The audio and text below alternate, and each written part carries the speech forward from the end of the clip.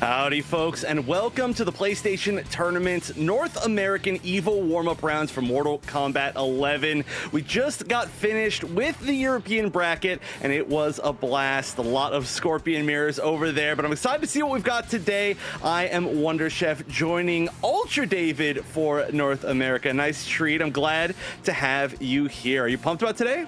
I'm glad to be here. Absolutely right. Yeah, I did watch the previous one from EU, and you're right, there was a bunch of Scorpion, which I'm always happy with. We were talking about this earlier. I actually love watching that matchup. The footsies in that are super interesting. We have a bunch of potential characters in the lineup for you today. A lot of different players in this from all over North America. Let's briefly talk about who we got.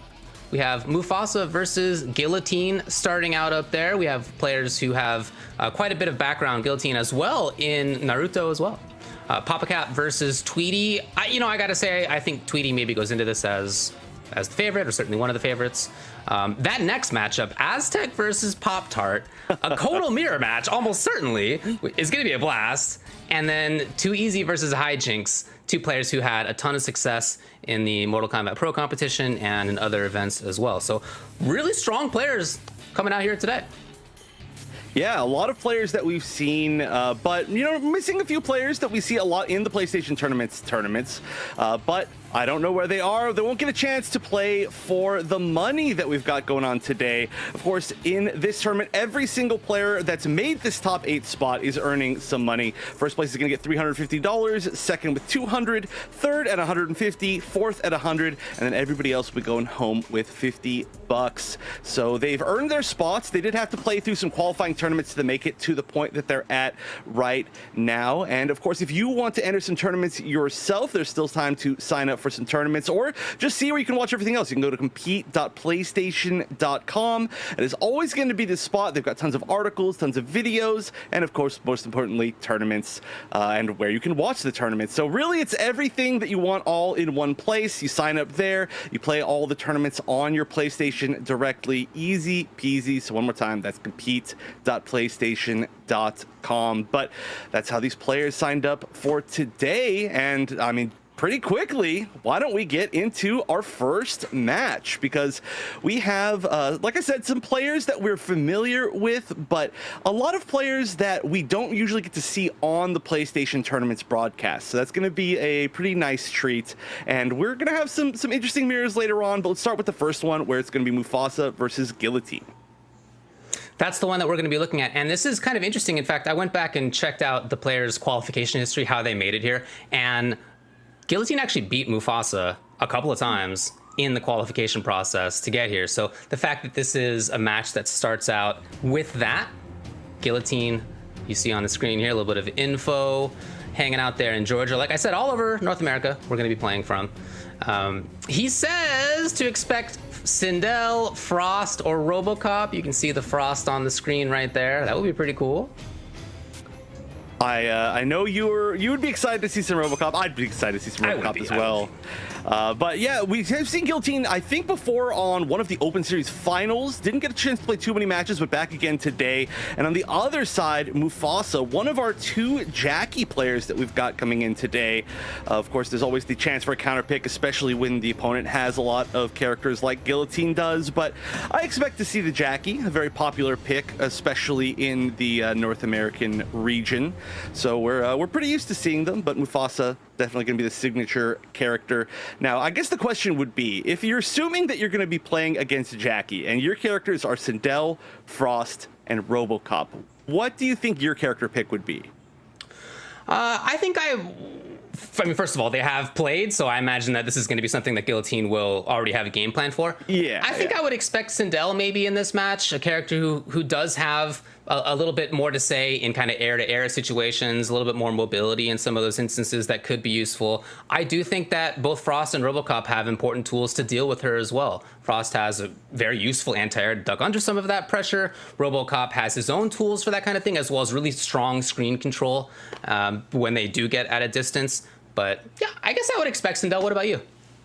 I think I'd have to say Sindel as well. And yeah, of course, you know, like you said, these players have played before, but unfortunately, we don't really get to see those matches just because they are before the qualified spots. So we're just kind of brainstorming here as we set up the first match. But yeah, Sindel, pretty interesting history, at least in the CIS regions, the Russia CIS region, in the European tournaments. They have been using Sindel as a tool to deal with these airborne characters like Upgraded Jackie back in Aftermath even, very successfully for a long time. And it's something that never really came over to the North American region as far as like play style goes. But I think that especially when you give her like the Air Banshee dash and her projectiles, she just has so many tools to deal with airborne pressure. And plus she's got some of the best anti-airs in the game. Her down 2 hits infinitely far into the sky. Her down 4 is amazing. She can, really just challenge you in a lot of different ways. Screen can catch you out of the air for counter hit, etc. So I would have to expect that too. Of course, we never actually know, so we're gonna have to wait for them to see what it's gonna be. But I always like seeing how the different Jackie players play, because we do get to see quite a few Jackie players on here, and some of them are a little bit more patient. Some of them just literally never stop leaping and pressing buttons, and eventually they just find their way. Some of them are more specific about like how they try to do their different knockdown setups. Some of them are more based on like putting the plasma on the floor for damage over time, but some other ones just like go for more strike throw. So I'm interested to see exactly how Mufasa is going to play as far as this goes, because I have seen Mufasa play in some other brackets around town, as one may say, but I'm not as familiar as some of the Jackies that we see like day in and day out. Yeah, I think that's a good thing to bring up about that character. Obviously, she's one of the strongest in the game. You know, she's very, very strong. And so I think when people talk about her, you know, if maybe you're watching an MK stream and people are chatting about Jackie in the stream chat, like that's not typically a positive chat. But but that said, yeah, if you pay attention to what the Jackies are actually doing, some of them, very meter intensive. They're going to spend this instantly, right? Some of them are going to be a little bit more patient.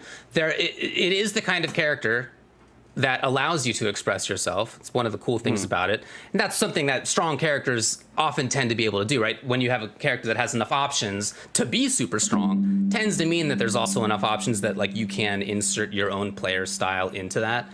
So I do like watching that. I think that's very cool to see.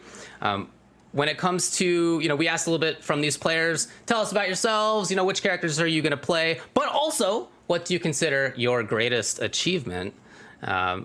From Mufasa, it's that he has top 8 at multiple Evos. Cool. Yeah, I don't know about that one. That was what he told us. So shout out to that. As far as Guillotine, he says making second place in the last Evo warm-up tourney, and then winning a few tournaments of Naruto Storm 4. So again, a player who is not just strong when it comes to Mortal Kombat, but has a little bit more experience elsewhere too. Yeah, you love seeing the crossovers. We were just talking about it earlier in Europe for, you may have heard, but I don't know if anybody else did, but two of the twins, actually, K-Top and H-Dope, that play in Europe, qualified for the top 8 over there, but they also qualified for the top 8 in Tekken 7 for the EVO warm-up rounds, which is pretty cool. And I like seeing those crossovers. You see a few more from, like, the anime games. Like, I've seen one where, like, some uni players have crossed over and, like, qualified in BB Tag and stuff like that. But it's always cool to see, I think, people playing multiple games, and of course it's super easy when you got stuff like this. But just as an update, there are some lobby issues that they're trying to fix right now, so we're just kind of hanging out, and of course that's how it's always got to start. But we're excited to get things started. All right, there we go. Right as I said it, I should have said something about it earlier. It would have fixed earlier. That's how it works, you spoke right? it into existence. I think that is how it works. That's right. Now what do we got? So we do get to see the character selection. Are we in fact going to see RoboCop here? And if so, what's the loadout? This is a character who has one basically go-to. Everybody picks the low shot. And then there's a lot of different variety in terms of what the second one may be. If we see that at all, maybe he's just yanking it. All right. Yeah. All okay, right, you did the opposite. You spoke it out of existence, unfortunately. Yeah, no, I gotta leave it up to you. Sorry, everybody. I'm done commentating. It's all gonna be Wonder Chef from here.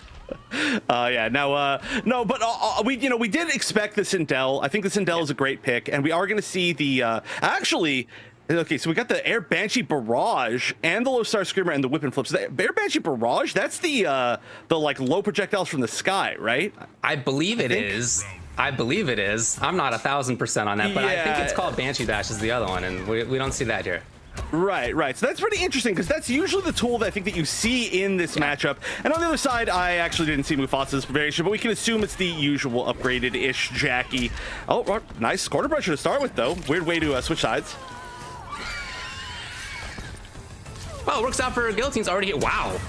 Okay, now keep in mind that they're coming into this. This is not the first time that they've played again. They did play in the qualifiers for this, and Guillotine took it. So they're going to be building on that in their mix-ups and how they play. Yeah, so the way that he was hovering over RoboCop makes me think that maybe RoboCop was a pick earlier on, but I would assume that Sindel also was. Probably don't want to try something new if you've already done something that works. For sure. So far, it is working. Backs off to a little bit more safety. Oh, I spoke about safety again. I spoke it out of existence. Oh, no. It was the risk, but it paid off. Yeah, I mean, that was really scary. You're betting everything on that. That's obviously very unsafe, but lands in it. One of the worst feelings ever.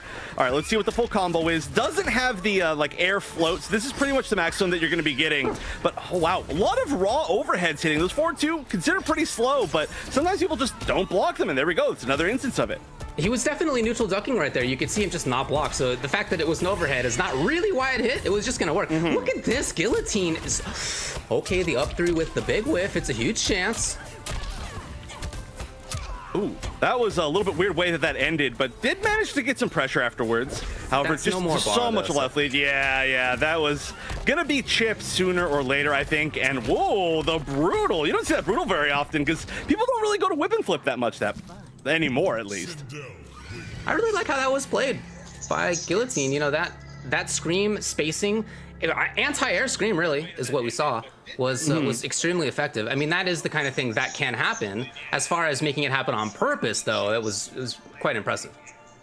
Yeah, it's I mean, the whip and flip is such a good tool. Like, people look at it as, like, it can do the crushing blow, you can get over projectiles and such, but realistically, also, it's one of her best combo enders. She does have the armor breaker, the straight whip, I guess, but it's not necessarily what you always want to end with, because this one, I mean, it gives you such a good knockdown, it gives you such a good screen carry, because it does go super far, and of course it has all of its other pluses. So I really like seeing whip and flip.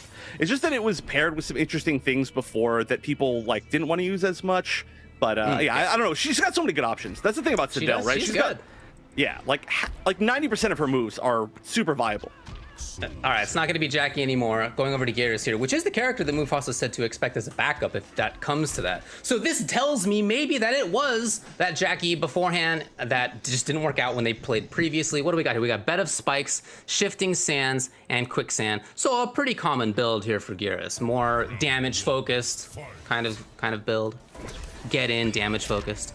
Yeah. I mean, we don't usually see too many people go to the grappler variation of Garrus anymore, which is kind of a bummer. I mean, I love seeing it, but I think Tweety's kind of led the way as far as like what most people are now picking as far as Garrus goes. But of course, this sand trap, the enhanced sand trap, is always going to be extremely good. Ooh, maybe we could have got a conversion from that. Up 3.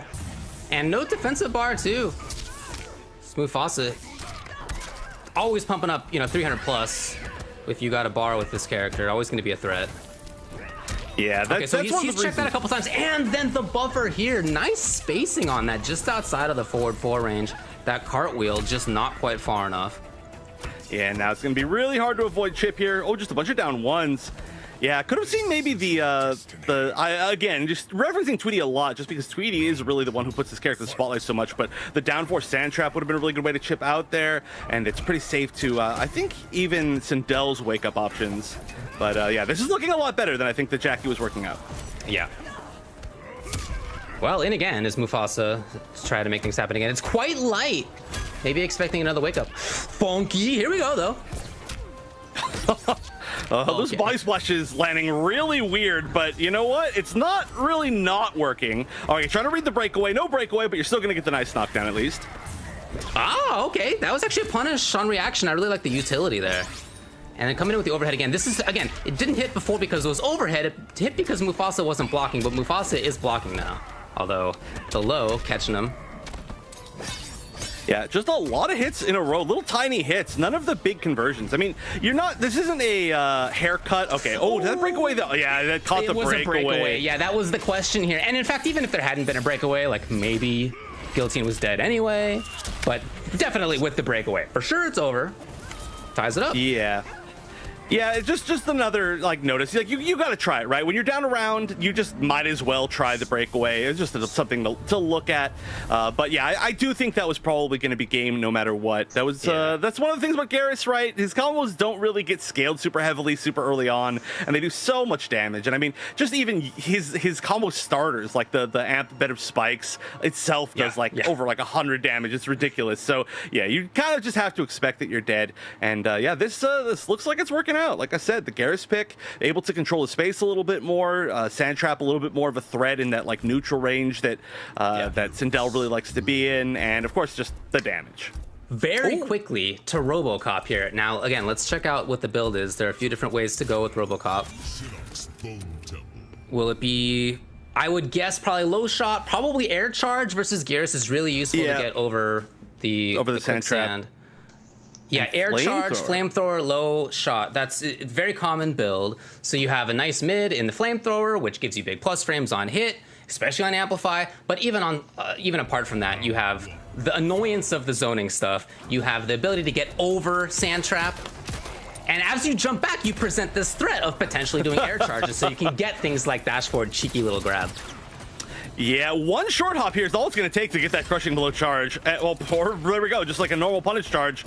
Yeah, definitely understand. Wow, actually just punished that with a raw flamethrower? It's very active. I really like the utility of that. Yeah, I mean, hey, it's working out so far, and honestly, this pick is working out so far extremely well. All right, just going to the big gun. I cannot remember the name of that for the combo. Oh, no, and then chooses to throw. It's a very curious choice. Wow. Yeah, maybe didn't even expect that. Maybe it was just gonna be ready to throw on any sort of like advantage frames there, and it just happened to be the punish, and he was like, wait a minute. But you know what? Regardless, I mean, it's such a big life lead. It works out, especially, this is, I think, the first time that I've seen RoboCop in tournament, or one of the first times, not the first, since the buff to the health up to 1100. So this is nice to see. I really do think he's strong. Yeah, the fact that he's got that 1100 health means that he gets to make more decisions before dying. Like right now, this would be more injurious to a character with less health. I mean, it's gonna do a lot of damage anyway, to be clear, but he is gonna be able to survive at least another hit or two. Yeah, or compared to somebody like Jackie, like more than that. Yeah. And all it takes is just like a few hits. I mean, that's the thing too, is if you have a little bit of health, you can knock somebody away and do so much potential damage in zoning or with like the shield crushing blows. So he's just got this opportunity every single time with just having that extra health. Haven't seen any flaws here from Guillotine. He's keeping it pretty patient. That is breakaway fromable and punishable, but you gotta do it real fast. Break away from a bowl. I don't know. No, I know there's not. What? In fact, I think the slowness of it is actually why it worked, because Mufasa went up and was definitely blocking immediately and then stopped. But now we got a situation where it just almost chip damage away from death. Yeah, but it's gonna be a lot of jump backs. Oh, just goes for the low auto 9, and that has to be demoralizing, I guess would be the word. Being like going up and be like, yeah, you're gonna do something and wake up. You're like, oh, you're not, and then getting hit by the raw fatal blow. And that was such a risk too, because there was barely even enough life left to survive anything through the armor. So like whatever. I mean, if it works, it works. But yeah, that's gotta feel bad to get hit by. So now we may be seeing a battle of counter picks. Is the idea maybe to go back to Jackie at this point? Again, I think the RoboCop does have some tools to deal with her, but I could see that maybe being a better call than sticking with Garrus. I don't want to portray this as being like a bad matchup for Garrus necessarily, but that may be the call here. Yeah. For sure. I mean, just being able to jump back and wait for Garrus to commit to something is a really, really nice tool. That kind of like aerial space has always been an angle that Garrus has some trouble dealing with, like when it's like a ball buzzsaws or jade projectiles, stuff like that. And so same thing, you know, just jumping back, being able to shield charge. But on the other side, you know, the air shield charge is going to be very good at stopping Jackie as an air-to-air. This RoboCop's got the upwards auto 9, which is one of the better anti-airs in the game, if you can read the situation correctly. And wow, look at that, immediately going for the air charge. I like this playstyle from Guillotine, just no fear. He actually called out the jump approach, but it was slightly early. So Mufasa spending all that bar. So he is the kind of Jackie who really likes to spend it. That's going to be a whip punish. Oh yeah, I mean, that flamethrower was a great call, but then amplifying it was a big mistake. Could have been punished a lot more. Yeah, again, very happy to spend meter. I mean, not that that's a bad thing, it's just the style, and right now Mufasa is in with it. Oh, still taking some damage from the damage over time, but all right, let's see how this corner pressure goes. Oh my god! That's so sick. Guillotine's playstyle is incredible. I cannot believe just the way that he's playing. I mean, honestly, it's working really, really well. It makes it feel like RoboCop is just threatening kind of from anywhere, but because he's kind of willing to do a lot from everywhere. And again, a great read. I love that. Being able to go for like the whiff cancel too is a big deal. We haven't seen the crushing blow yet, but we've seen these air charges work very well. Oh. Okay, well, he at least got a little bit in there. And now maybe back to zoning. I almost wouldn't be surprised to see him look more for Anthony. Oh, that is indeed what he was looking for. He was looking to jump back. Ooh, bad breakaway on an accident, maybe. There was nothing coming after that. Now there's no defensive bar to break away from this. Gotta get out of the corner. Oh, wake up down two. I mean, it was a good call. That was very, very punishable. But yeah, that's gonna be that. That's that. Yeah. You're nothing. So that activity, that mobility by Mufasa definitely got him into the corner. Question is how obvious about, oh, there it is. That's the read again from Guillotine. Very consistently having air-to-air reads, anti-air reads. Again. Yeah, I mean, hey, that's one way to beat out Jackie in the air. She's got one of the better air-to-airs in the game, but hey, if you can beat it out, then you really make her second guess whether or not she wants to go to the air so much. Oh, interesting. That must have been a really late breakaway in an attempt to get a punish. Didn't manage to get the full punish, but did get the grab. And again, the neutral flamethrower amplified to kind of make it a mix-up. That's a pretty unique way to use that, but I like it, and it's worked out pretty well. Here's where Mufasa wants to be. He's got that bar. Okay, well, finds the hit, but not into too much. And now, yeah, shout outs to that. Not many characters can punish from that range, but we got, again, Guillotine with this distance game. Again, reading it. The fourth time, I think, of specifically reading jump kick into charge versus air approach. Like a very specific read. Now, again, you can whiff cancel that, like you said, so you jump up into the sky. You're not entirely vulnerable, but you're making that read. And a lot of that really was specific reads. You know, you think of RoboCop, and I think many people think like, oh, he's going to be shooting guns from the other side of the screen, but that's not really what this was about. This was about having that mid-range control, making the reads on when Jackie was going to try to approach, and being right. Yeah, that was definitely an experienced RoboCop, right? Like you said, I think too many RoboCops, they think like, oh yeah, this character's zoned, so that's just what I'm going to do. I'm just going to zone. But being able to really use all of your tools to deal with all the different situations that you need to is just so important. And using that extra life to be able to make more reads like that, or like the flamethrowers in neutral, or like the raw fatal blows that worked 100% of the time. But yeah, it worked out very well, and it was also really nice to see these players switch between their characters. You can tell that this was an extension of the sets they played before, and I wouldn't be surprised if in their previous sets they had also used both of these characters respectively. I guess all 4 characters is what I should say, because it looked like they were just continuing on. You know, they already had the mind games intact, they already had their counter picks in mind, and it showed. I think that's true. Yeah, I think you can definitely see that there. So that's going to be Guillotine taking the first match that we have for you all today. It's going to move forward. Mufasa sent down to losers. That RoboCop, man, I got to tell you, I really do think that he's strong. I'm not just being a homer about it because I play the character. I feel that he's got a lot of strengths. I think there's still some matchups that are tough for him, but I think there's a lot of others that he's pretty effective in. So cool to see. There's a look for you, 3-1. Next, in the bracket, Papa Cat versus Sweetie Winner that will play against Guillotine. We're going to have that for you a little bit later. So we're going to move down and play the other half. Yeah, so I think we're going to be moving to Aztec versus Pop-Tart, and I'm very excited about that match personally. This is probably the one that I'm looking forward to the most. Although I do have to say, just as like a final recap, yeah, I'm really excited to see more potential RoboCop from Guillotine, and maybe even the Frost, which is a character we haven't seen for a long time, but one way or another, I'm glad that we get to see more Guillotine. But yeah, Aztec and Pop-Tart. Now, Aztec, very well known in MKX for using a variationless Codal, and now in this version of the game in MK11 using a lot of like the cat moves for Codal. Or I guess it used to be called Totemic, but now of course with custom variations, Aztec really just is able to choose a very strong variation of Codal. Very well known for playing Codal. But on the other side, of course, Pop-Tart, very well known for playing Codal. And this is a matchup that I feel like I haven't seen at a high level in a really long time, but I am very excited to see the brawl between 2 Codal cons. There aren't that many players who play this character at a very high level, but these are absolutely a couple of them. I mean, just recently, last week, I guess, Aztec won the ECT Community Throwdown event for Mortal Kombat 11, a series that they're doing. So he had to beat a bunch of different characters, a bunch of different extremely strong players in doing that. He's very capable. They both are. Yeah. So this is going to be cool to see. 2 characters, well, 1 character used by 2 people who have these really far buttons, interesting mix-ups up close, can do a lot of damage, but also can be played with different variation moves. So a big part of this is going to be who's got which custom move. Yeah, we'll have to see.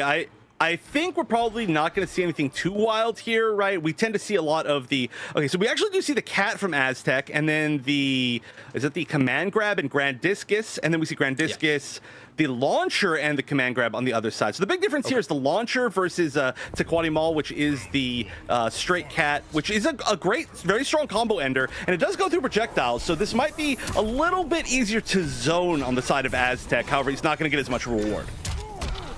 What a call out and big damage. Okay, yeah, I gotta get out of there for sure. That was gonna be a big snowball downhill. I mean, it might already be. Pop-Tart going for this and right back into the command grab. He's gonna get the corner if he wants. Yes. Yeah, the big advantage here. Although, you know, usually that puts you at a place, you know, granted on block, very good, puts you at a great spacing for Codal, but the problem is when you're playing against Codal, I want to see if they're willing to challenge each other a little bit more after blocking that, because most characters will just sit there and wait. It's almost like it's plus. Stealing a little bit of a turn. And Aztec, yeah, there you see the utility of the cat blowing up. A little spacing, a little timing, I should say. Yeah, it's didn't believe in the hit. Oh, barely catches his toes, the fatal blow. And I think that should be enough. Almost definitely, in fact. And Chunk. Yeah, that was a really nice pickup. And on top of that, of course, that means no defensive bar for a long time for Aztec. And full meter on the other side for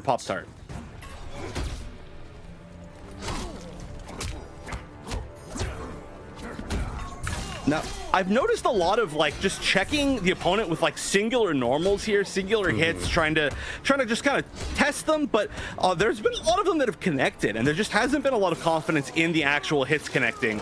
Although nice tech throw right there. Nice little delay. People will often go for the forward 2 as a meaty. The awareness is there. Aztec's got the knockdown. He's got the corner. Oh, it's a huge one. Oh, okay, now this is legit damage. Could be pumping out. Yeah, absolutely. You're going to spend the bar. You got corner pressure. You got that extra damage on deck. Oh, good back throw. Gonna switch sides. Of course, having the corner in this is gonna be gigantic. Our Grandiscus, still no challenge. Still so much respect even for blocking it. There we go. There's the challenge. Still, though, a little bit out of range. That actually could have been whiff punished. I like it from Pop-Tart. I gotta say, having that launcher in this matchup seems pretty useful. He made Aztec come off defensive bar a couple times. He got big damage with it in the corner at least one time. I like that. That seems to me like a, you know, pretty useful tool in the match. For Aztec, I mean, again, we asked these players, like, what's your greatest achievement? For him, it's putting Totemic on the map, as you were talking about, the variation of Kodo that he played that had the cats. He really likes the cat. I don't want to, like, cast aspersions on the cat, but having the launcher in this match does seem like it's pretty useful.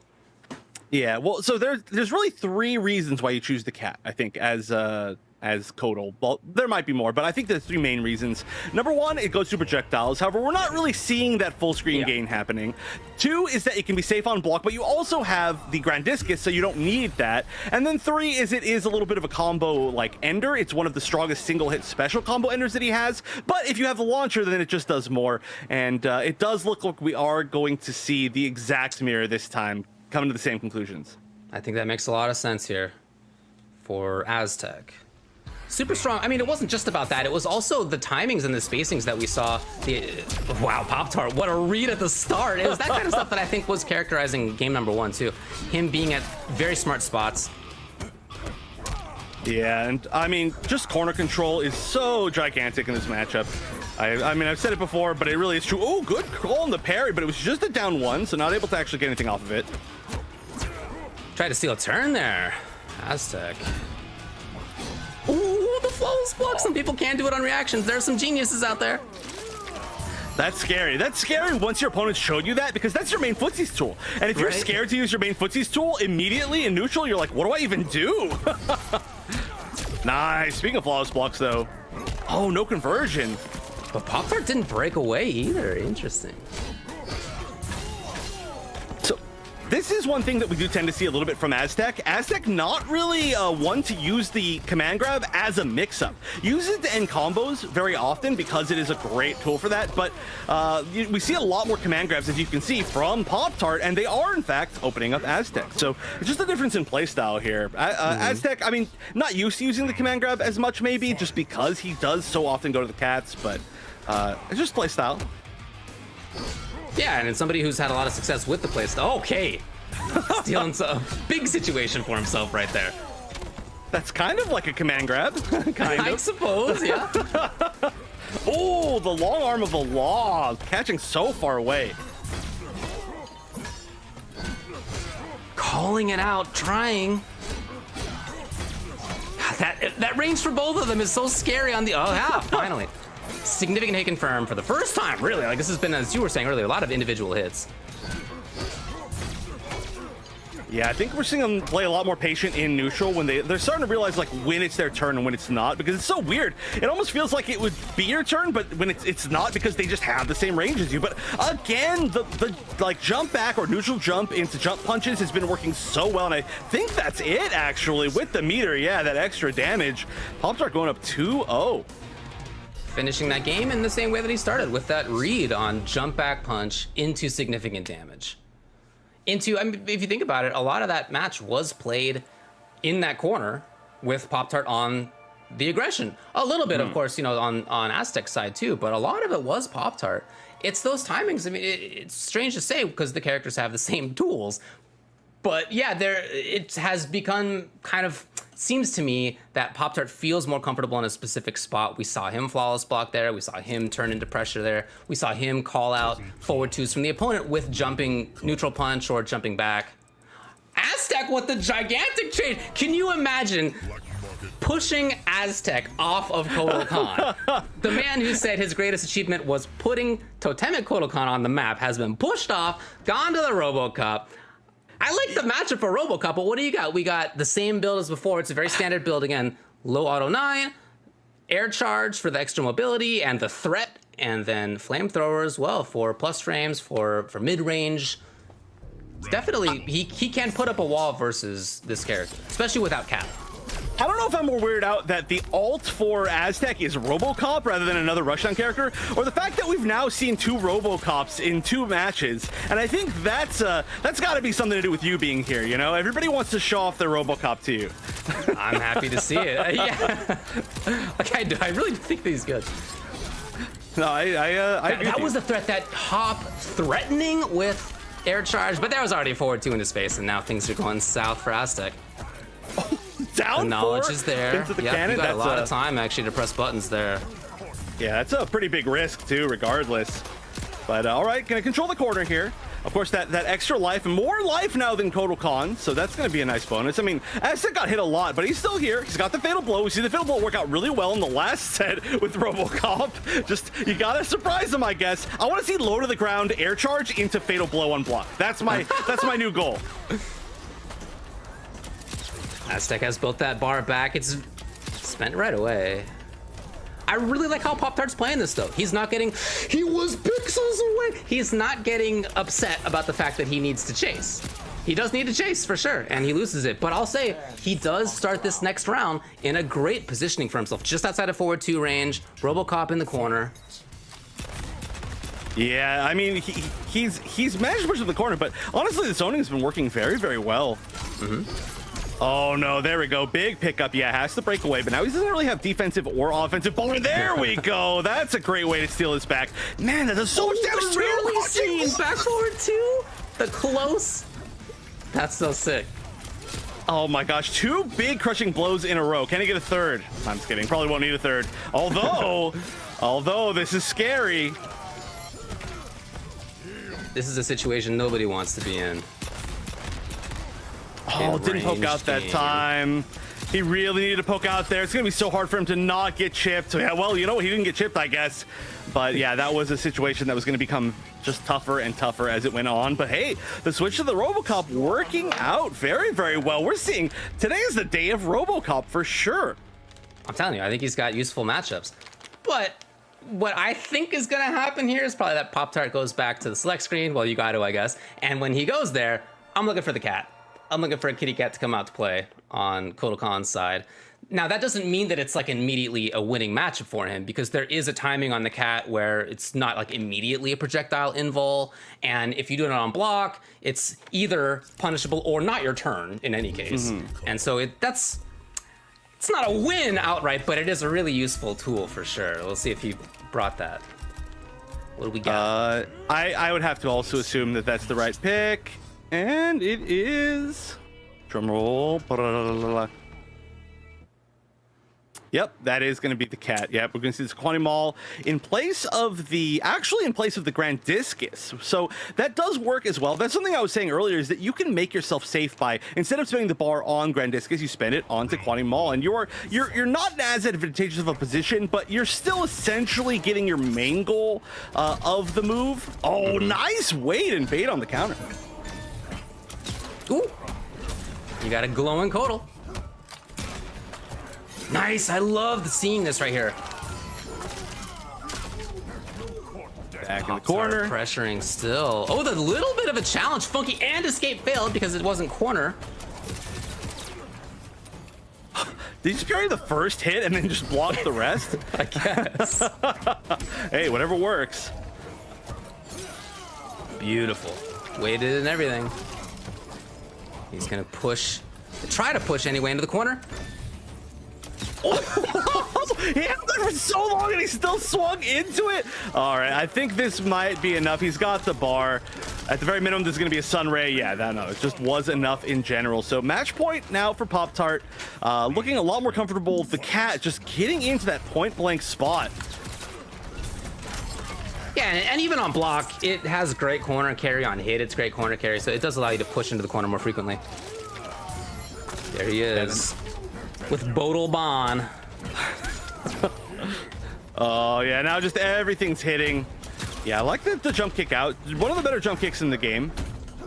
Maybe use this, he's trying to press a lot of buttons after blocking the Taquani Maul, but maybe you just use your mobility, you know, just jump out, something like that. Try to grab a little bit more, but there might not even be the chance. Look at that, it's just everything connecting. 100% correct reads on the command grabs, and now just gonna need a little bit more. Nice. And another, just to prove a point, 100% on the command grabs. And I do think that the RoboCop pick was working out, but it seemed like maybe Aztec just wasn't as comfortable once the, ironically, once the Taquani Maul came out on the other side.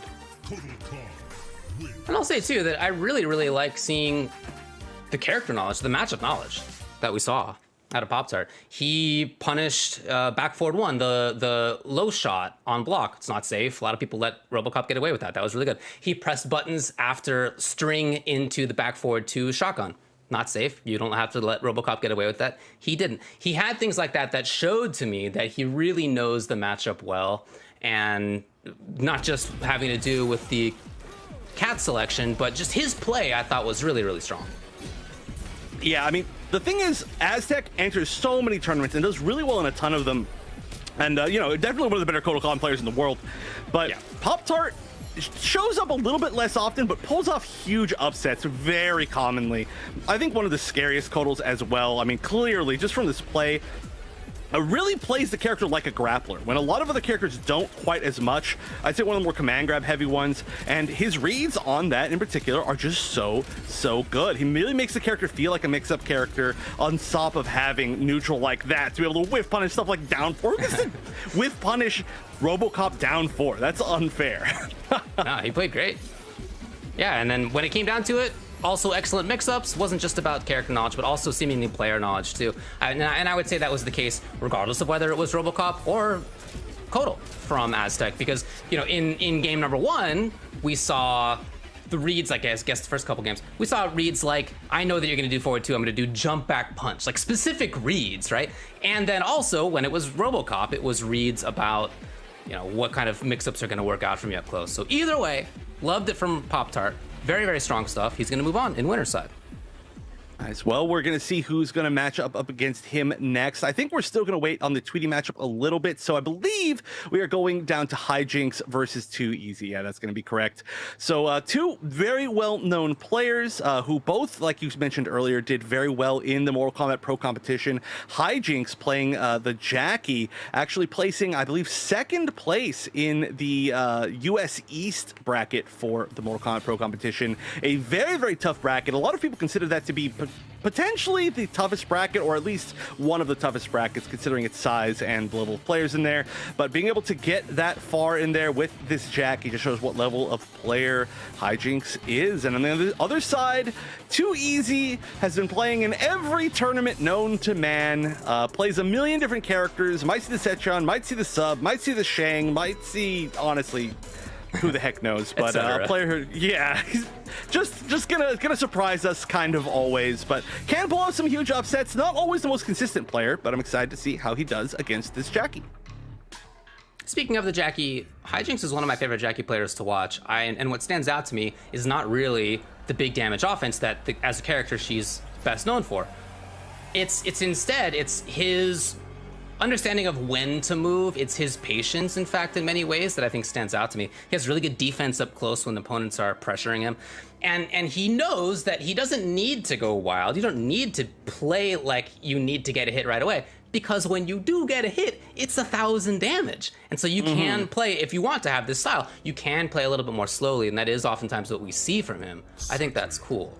For 2Easy, yeah, somebody who just has a bunch of different characters, different play styles with characters too. I've seen caution from him, but I would say more frequently I see a little bit more activity. He likes to go in. He likes to be the one who's in control in that kind of way. He's not adverse to taking risks at all. It's going to be a fun matchup. Two very strong characters, of course, maybe two of the best characters in the game, but played by people who play them a little bit differently than many others.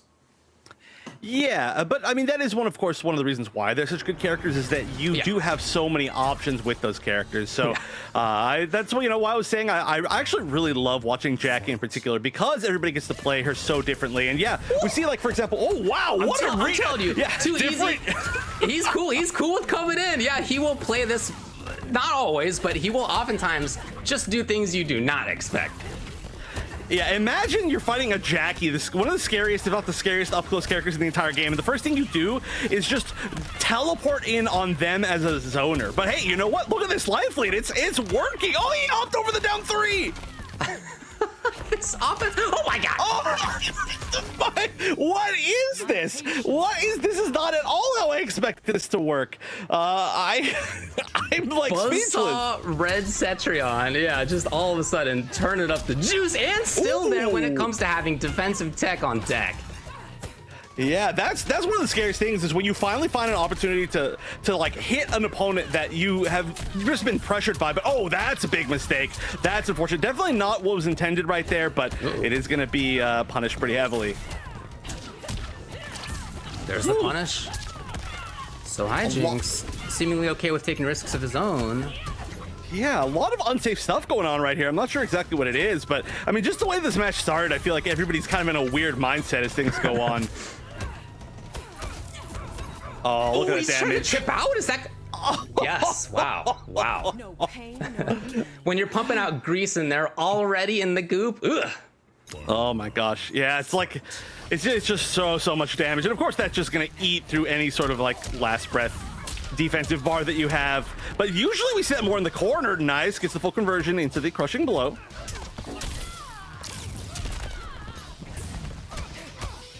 Great read, just not quite there in time for the punish.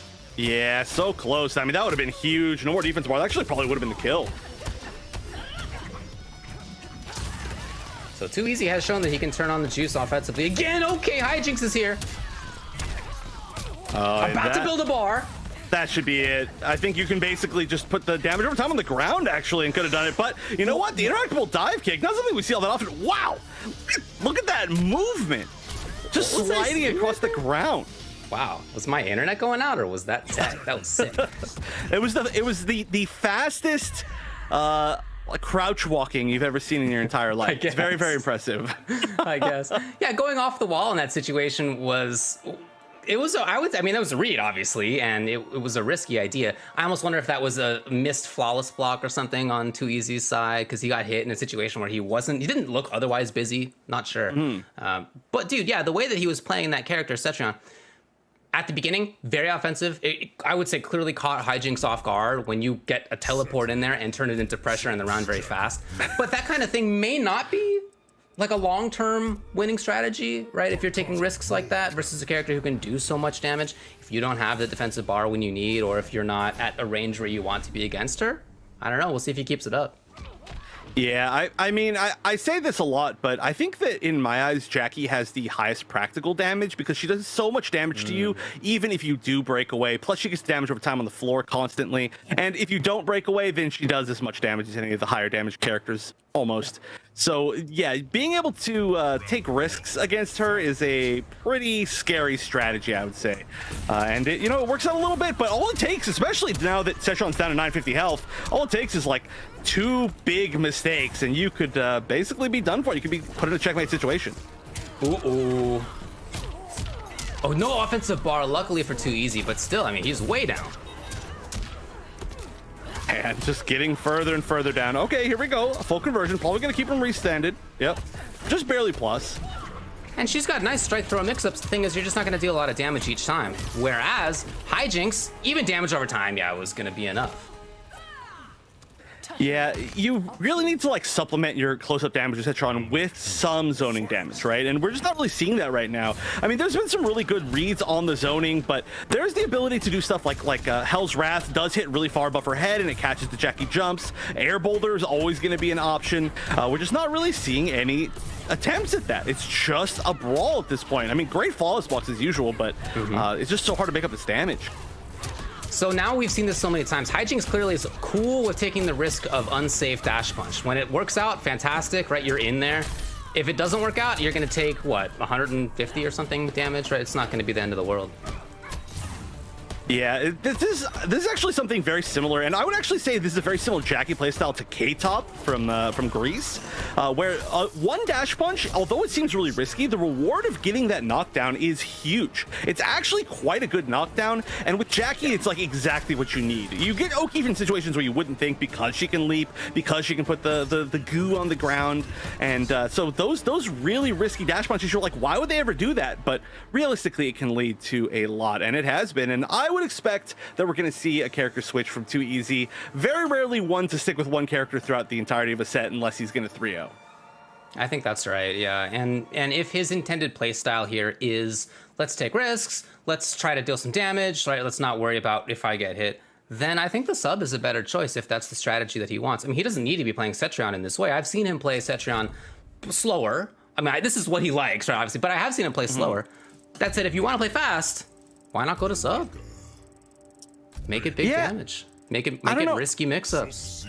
I'm wondering if these two play each other a little bit more, because usually they're not like, I don't think I've seen either one like just constantly do stuff like try to disrespect each other as like, you know, as like jokes. Usually it's like somebody you know, your homie, right. Unless you're somebody like Law Corridor or something. But usually it's like, oh, I'm messing with you, you know, like I'm gonna walk behind you on the finish him screen and like, you know, crouch dash or whatever. So there might be a chance that they just know each other. And sometimes when you know somebody really well and you've played them a lot, you're like, I'm just gonna go in. You know what I'm saying? Like, I'm not going to try for the zoning, and it can be weird, and it might not be the best situation, but right now, 2EZ trying to decide, and I do agree with you, if you are just going to go for the brawl playstyle, we've seen Sub-Zero take out Jackie many times, just because if you get the hit, then all she is a character that has less health than everybody else. It's not like she's got any special tools to get out of the Sub-Zero mix, but that's not what we're going to see. We are going to see the commitment to the Cetrion. Surprising. Okay. Yeah, I mean, I think it's absolutely doable.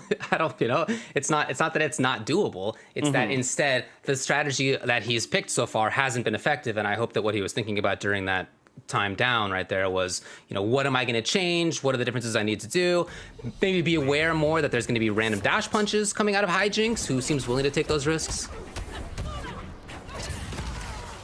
Oh, there we go. Okay, going a little bit more for zoning, but then actually immediately going in. But I mean, this is where the damage starts to add up. Oh, no anti-air, just respecting. Oh, 1-1 teleport, not the move. I don't know if that was a mistake. It's actually hard to do that even intentionally. So I'd have to assume that maybe he just didn't expect the 1-1 to hit. Oh. Funky little whiff. All right. Chance for a bit of damage into significant plus frames. Nice. That's exactly what you were talking about before. Having that Hell's Wrath at that range to cut off the screen, huge right there for 2EZ. Yeah, it's so nice, and there's very few matchups where you actually get to see the fact that it does start above her head. But when she created that move, she had a good idea going on. Anti-air projectile, you would love to see it or hate to see it, depending on whether you're the one jumping or not. Oh, that's a punish, yeah. And Hijinks gets legit damage off of it, spending the KB on it. Oh, and the whip punish here. Okay, 2EZ has attacked forward a lot. Wow. Are we at 100% success rate on like raw fatal blows today? I think we are. That's the thing. At low levels, it works. At mid levels, that doesn't work. At high levels, yep, absolutely it works. Well, now it's a pretty scary spot. Oh, trying for the overhead, great block. No trading, commit to the rest. Oh, that's gotta be it. Just at that moment happened to believe, okay, it's time to go for staggers. And if he had just committed to the string, it actually would have been enough. Oh, great anti-air again. I mean, 2EZ's making the right calls, but again, I just feel like it's coming down to damage and the fact that he just can't quite close things out.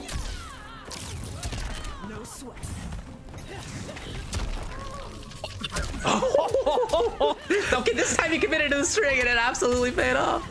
Look at the damage out of this character, 355.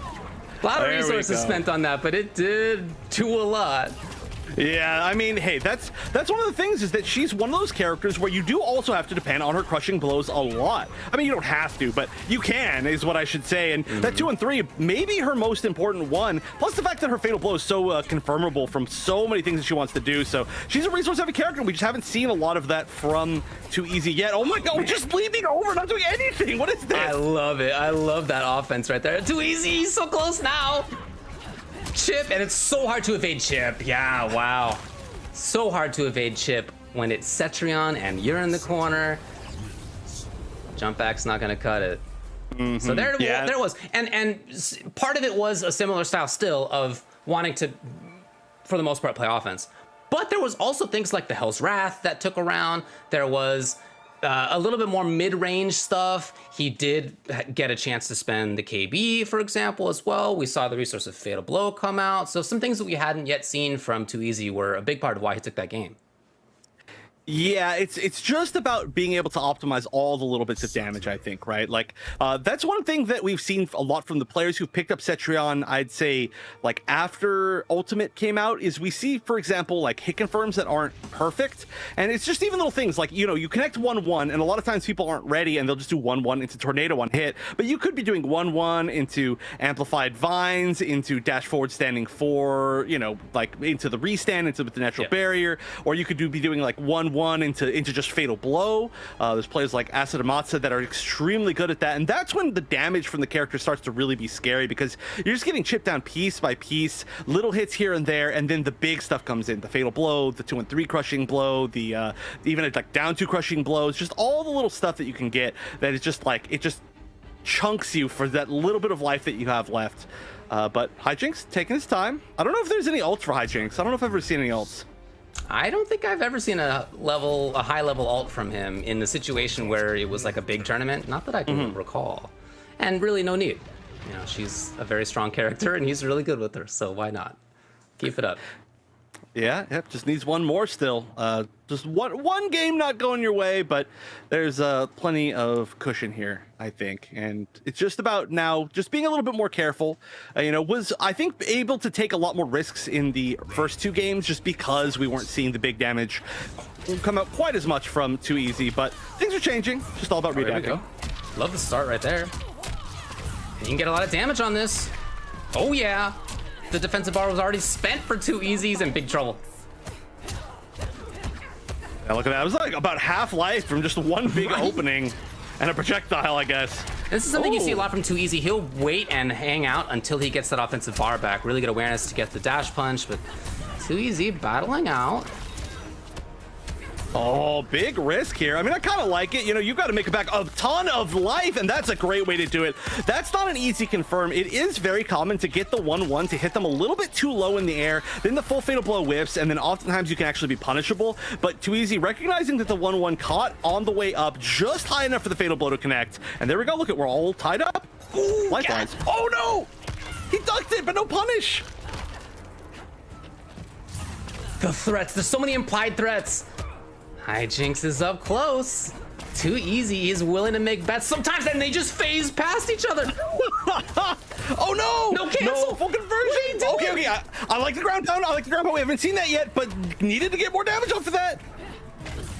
Taking a turn back, and then Hijinks again. Jumping over has been a really, really big part of this.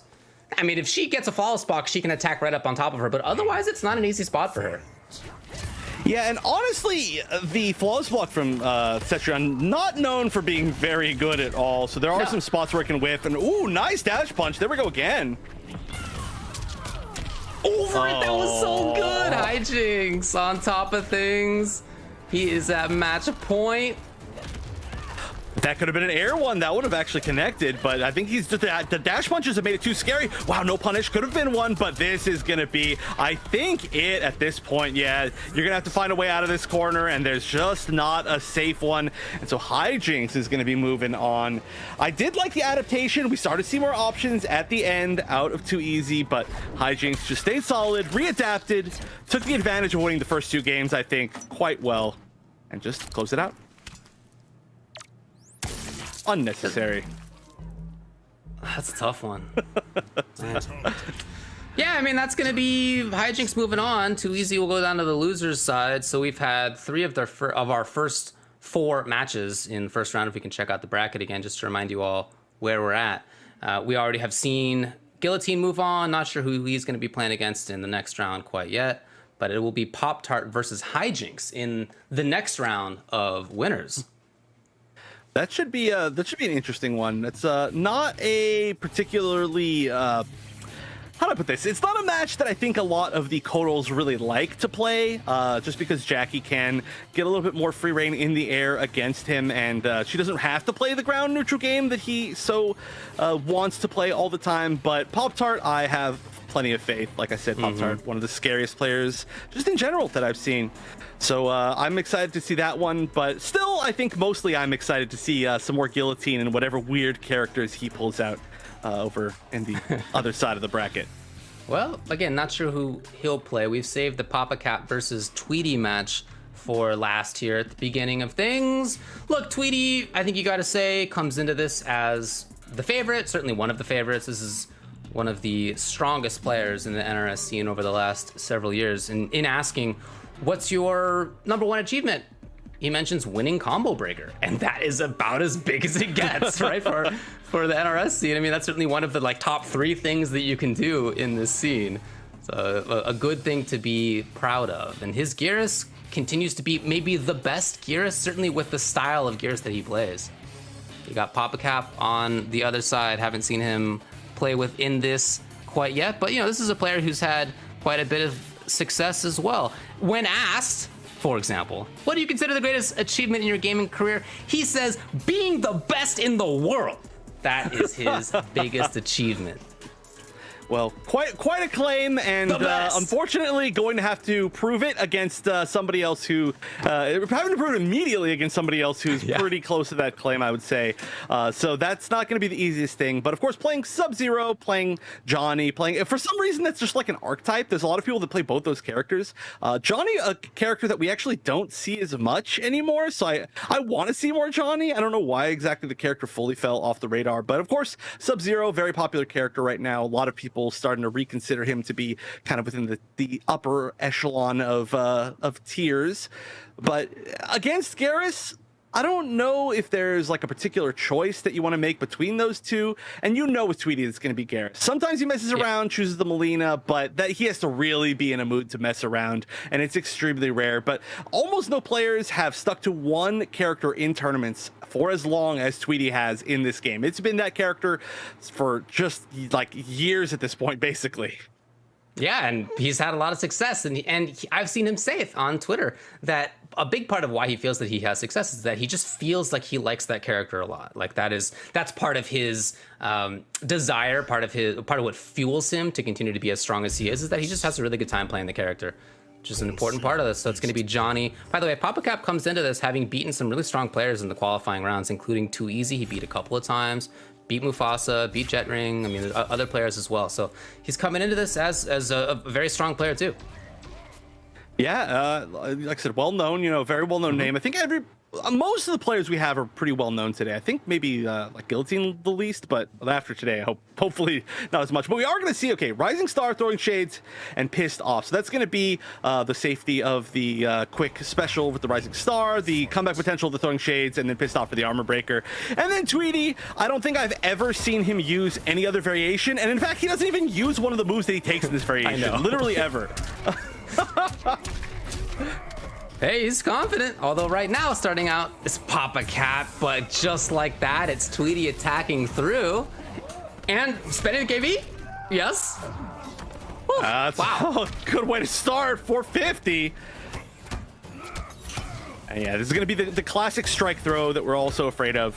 Going to see that a little bit from both of these sides here. It's interesting. Usually we see like one character have better mix-ups or one character have like overhead lows, command grabs, but this is really just pure strike throw from both sides and pressure.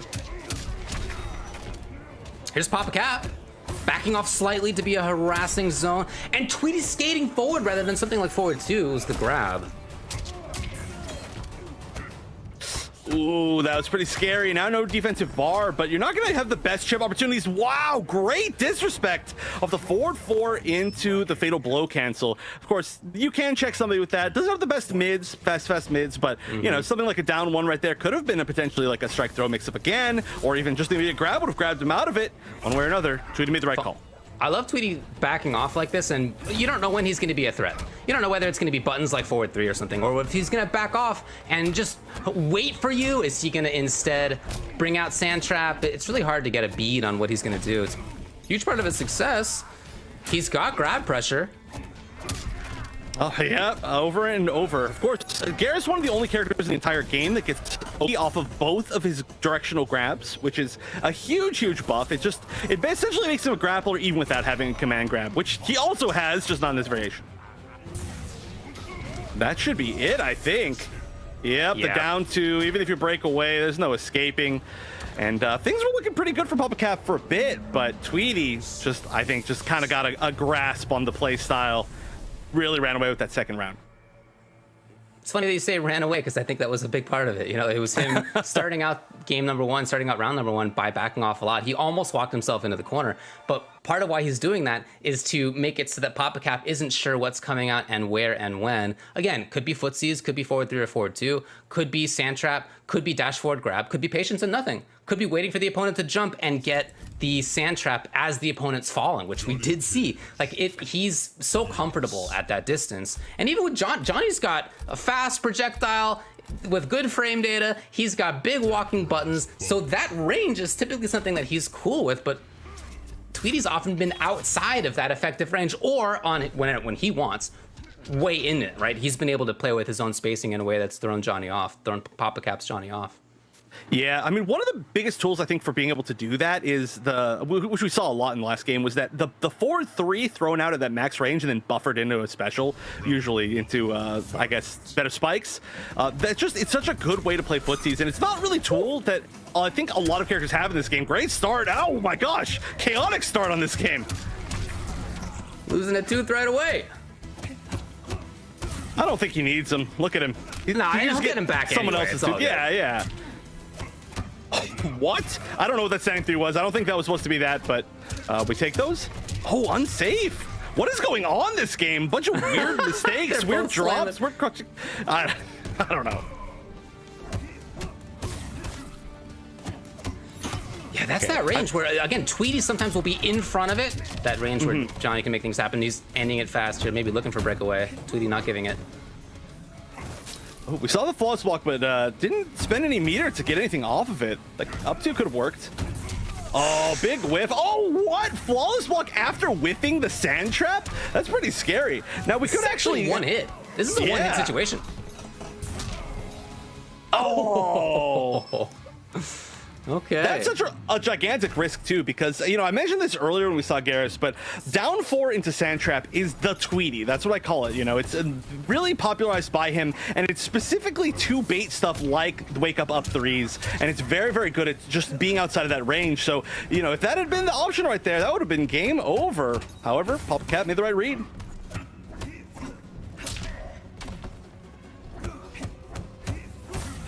Tweety blocking at that range, and then getting out of there, and just like that, again, these huge options that Johnny has. PapaCap's been forced to kind of move forward into a range where they're even effective. He's gone to it a few times. Tweety's now ready. Yeah, this is gonna be an awkward one as far as finishing the combo. Nice, perfect execution right there, and had the crushing blow. Was that 2 whips in a row? I didn't even notice. That tends to be how it goes with Garrus. Oh man, PapaCap in trouble in this round. Ah, okay, all right. Tweety's there. Yeah, that tends to be like so many layers in. It's like, oh yeah, like that was intended to be a 1-1 on block into the Sand Trap, but it's like he ducked the first standing one, tried to probably stand up and punish it, got hit by the second one, and then the Sand Trap just comboed. So it's like, you know what? That's not the situation I wanted, but that's how Garrus works. Sometimes you just get extra situations.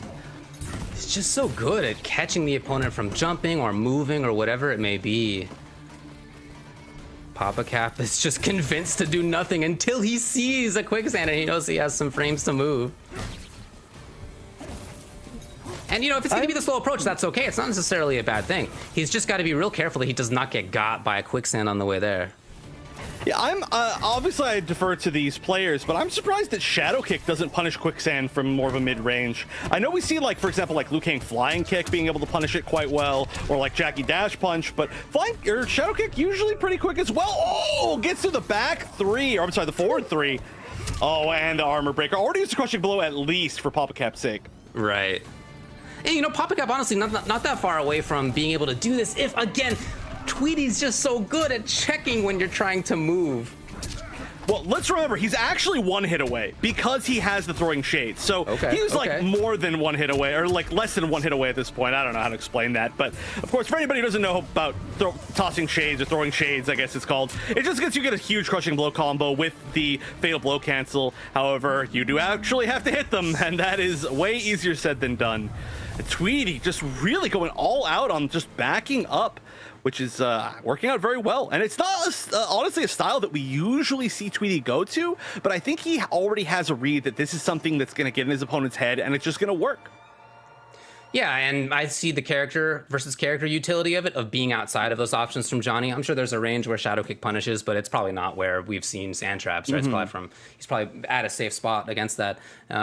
So I'm sure that there's a character versus character reason for this, but also just as a player thing, we have seen Papa Cap a little bit move forward slightly, looking to Bulldog, but other than that, it's been instead him getting caught, and once he's up close, it's been Tweety fighting out and defending well. So, you know, maybe if you think as Papa Cap that you're not getting in, and when you get in your offense is not strong enough, maybe that's why you go to sub here, right? You got a character who does have options, some even faster stuff, slide for example, ways to move forward, and when you're up close, you know, obviously some of the best mix-ups in the game.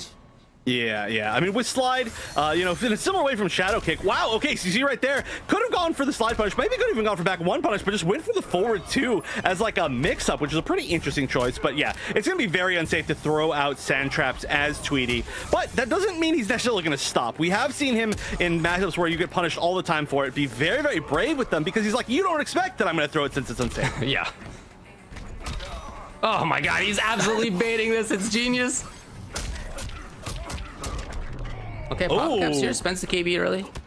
Yeah, very early, like literally on his first combo. Oh, mixing it up. And standing resets too, spending nothing in them. So really trying to be intent. The idea of being intent about it, but Tweety's there and moves himself to match point. That sequence was good from Papa Cap. If he can get back in, you can see that he can mix up and make it happen. Yeah, and the thing was he was in, right? Which is already a better like deal than he had with Johnny Cage. Like he was able to get into the spot where they were both guessing, and that's already more of a game that he wants to play. Oh, that maybe could have been punished, but whatever. Get the grab, get the Oki.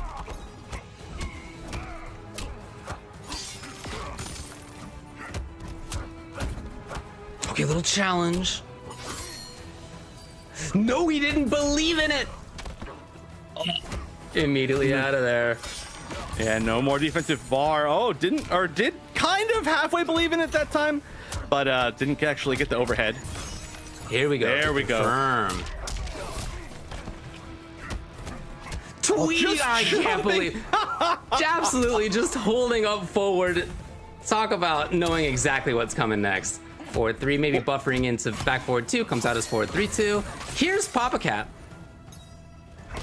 So I mean, if that had been a huge bet, yeah, it's not making the big bets, not as often. It doesn't seem like Papa Cap is super confident in everything that basically he's doing, and I think this is actually going to be it. No defensive bar. Yeah, that is going to be it.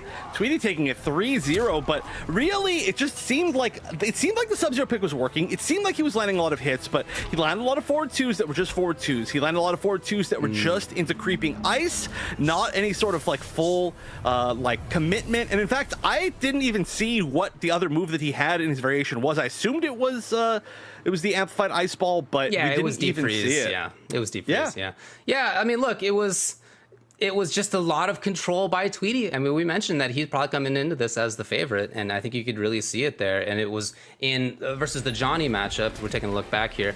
We're seeing him outside of ranges that Johnny likes to play at a lot, or being like really up close, but on his terms, And then when it was against the Sub-Zero, and he did have to defend, he got sometimes. You know, honestly, Papa Cap did have mix-ups that worked out, but like you said, that just wasn't into much damage as often as if you were making big bets, maybe you could. But I would say as well, Tweety still did defend. I mean, think about him waking up and just holding up forward when he was in the corner, for example.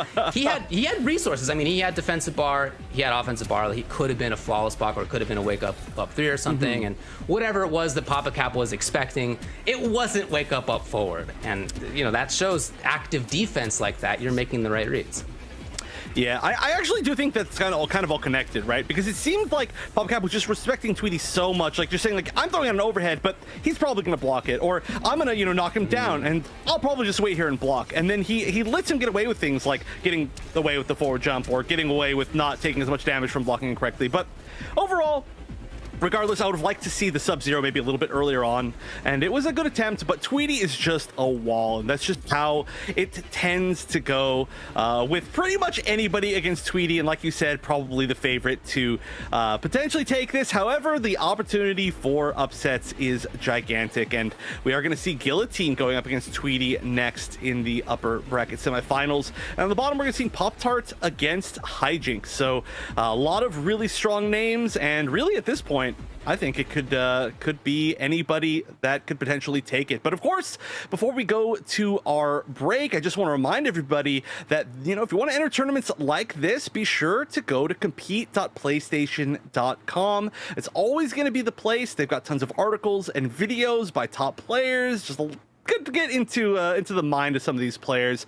And of course, you get to see where you can watch tournaments exactly like this one, or even be a part of them. And when you do, you just do it all from your PlayStation. Super easy peasy. So again, that's compete.playstation.com. But that is our first round of the upper bracket. And so while we set up our next matches, we are going to take a short break to give those players a little bit of time. But don't go anywhere, because we'll be back with more of the North American EVO warm-up round after this.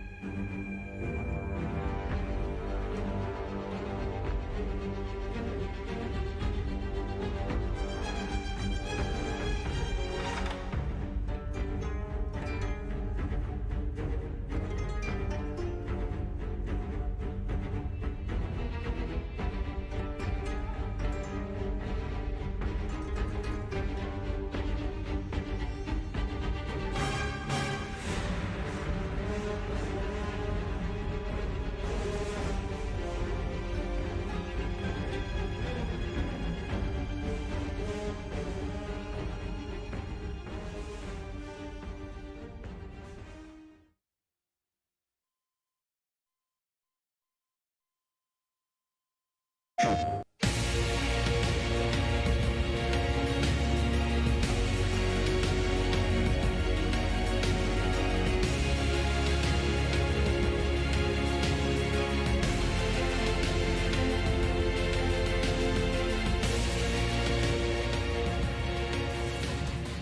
welcome back to the EVO warm-up rounds on PlayStation Tournaments. We've got Mortal Kombat 11 here in North America. We've had one round so far. My name is Ultra David, and joining me is Wonder Chef.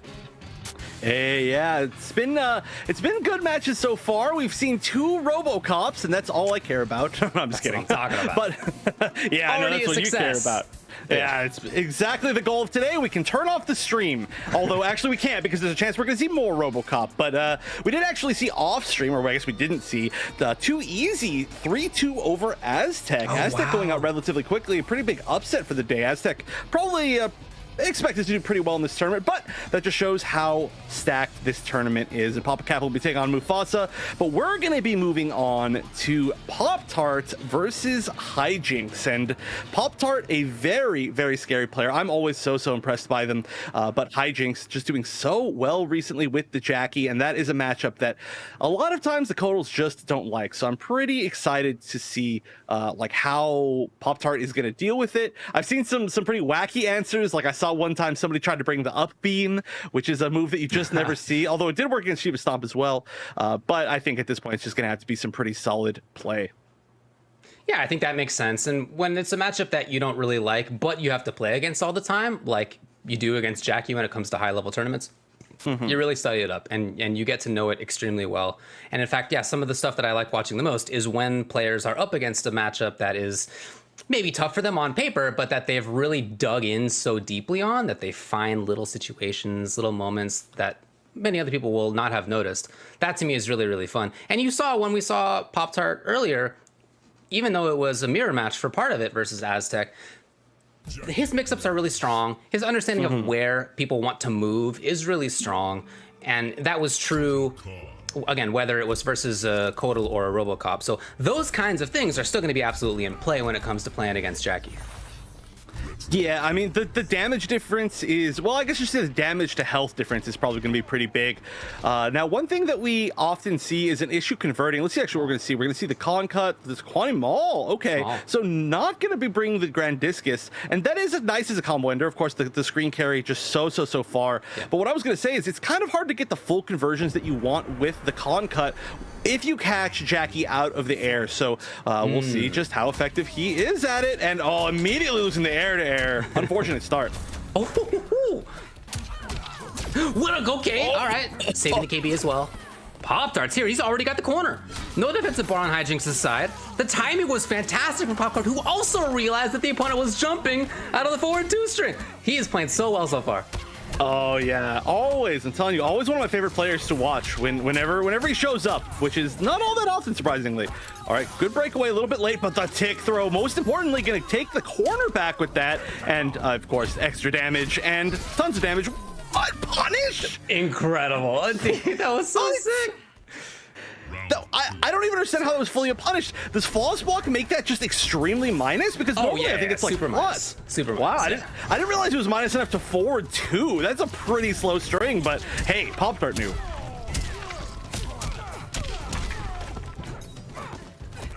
Oh, Funky got underneath with down 1, but in any case, Hijinks is here. And pressuring now without offensive bar. I like that he goes for the grab. It means that he gets an offensive bar on the way back. Building it up. Oh, late breakaway, but it won't to prevent spend that defensive bar too, because that means that he's not going to get those different leap distances. And that's actually a pretty big deal against Kodal, you know. A lot of times you can leap over people and be safe, but then against Kodal, pretty much never. Oh, this is scary. This is really scary. Fatal blow available for both. Just can't get clipped at all. Oh, okay. Pop-Tart. So close in this corner situation. Hijinks stays alive, but barely. That kick was so far extended. I can't believe it. It didn't even look like the blast had a chance to hit right there, but it just perfectly caught the tip of his toe. Ooh, that was an interesting, weird little drop, but able to get a full punish from it.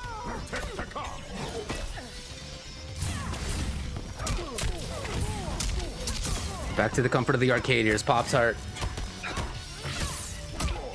It's his turn again. Oh, Hijinks tried to challenge. I'm sorry, Pop-Tart tried to challenge right there. I like that. He does have extra life, I guess. Why not? You got 1050. Yeah. You got the ability to get some life back, even if you can.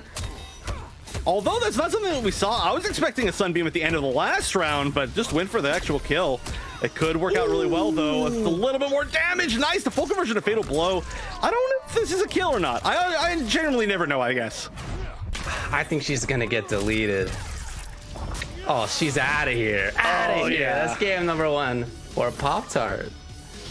Yeah, Pop-Tart making this just look like not easy, but just looking just so solid in every matchup. And that's the thing is a player who I don't even know how to explain this. Like the situational awareness from Pop-Tart is just so good. Like every single time that he hits anybody that happens to be barely in the air, it's always the perfect conversion into command grab. Anytime that he has the opportunity to just get any little tick throw, it's correct. Like I think we still are at 100% success rate on command grabs, which is ridiculous. Like nobody has that high of success rate. What did you see any punished? I don't think I noticed any punished. I don't think I've seen that either. Yeah, I think he's doing really well on that.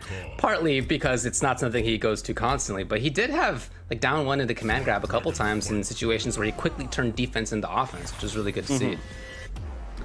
Yeah, just being able to recognize that your opponent's going to block in those situations. Because, I mean, we've seen so many times down 1 hits, the command grab comes out, it whiffs, and then you're against Jackie, so you just die. So really, really good reads as far as being able to do that, to like switch around the momentum and stuff. But yeah, just looking so clean always, like such a professional with the character. We saw that read before. It worked, not this time. Oh, how about that calling out Cat at just the moment when Jackie actually did do projectile? Yeah, like the first raw projectile of the set. Right. It's one too many. Uh-oh. It's a knockdown. It's going to be pressure for Hijinks up close here. As Pop-Tart down 1 notice, not in the command grab. It was on hit. Is this man OSing? What are we doing here?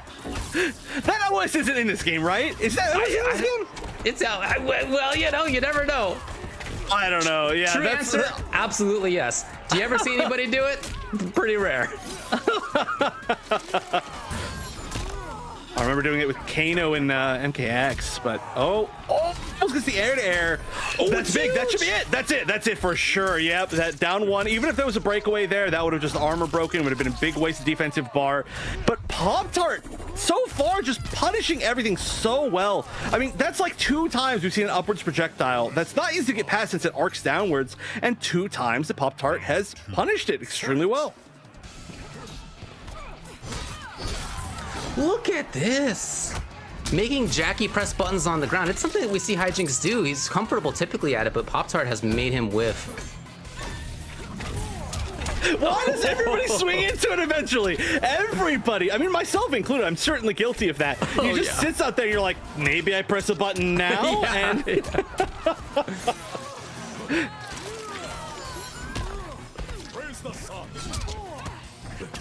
Not the rest, though? Okay, Hijinks does find it.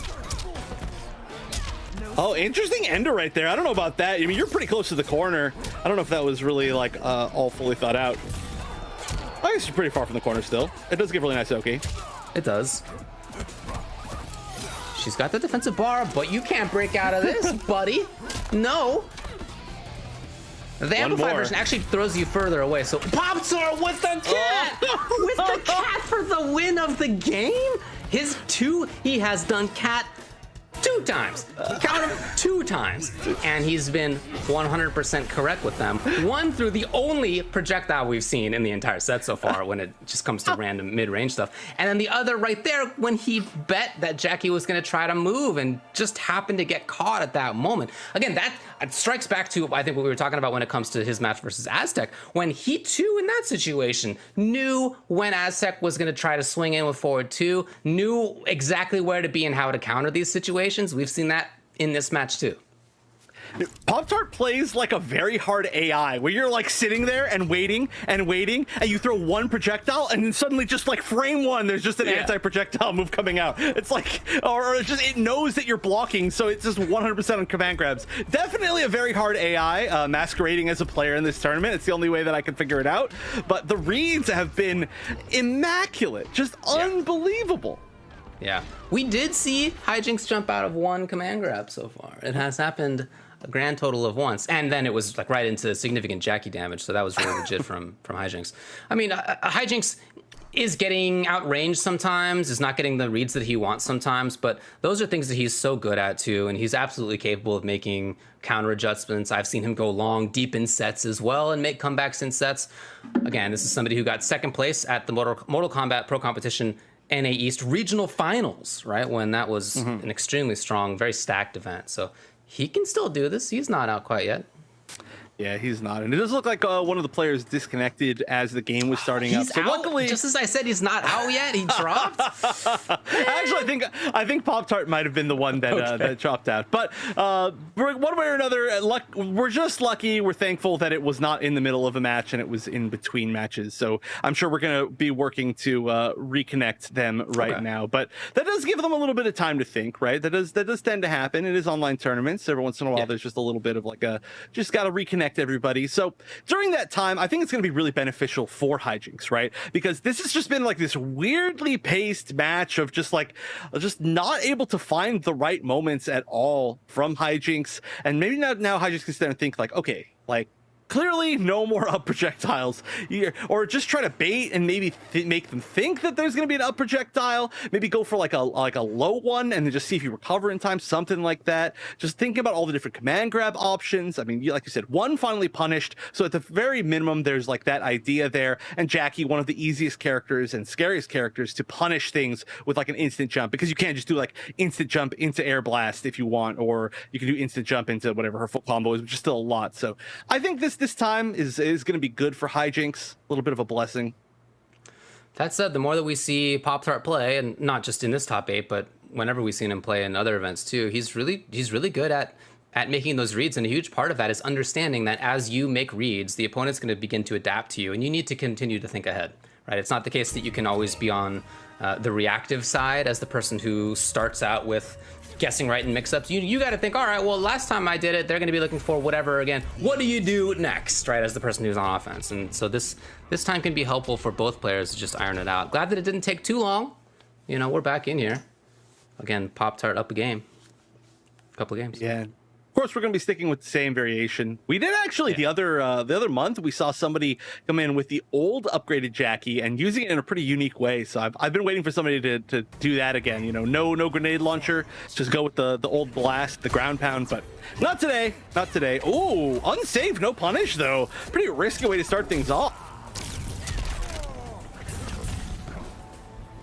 Out of there's Pop-Tart. I don't think we've seen that escape before. Oh, and the sunbeam. Okay.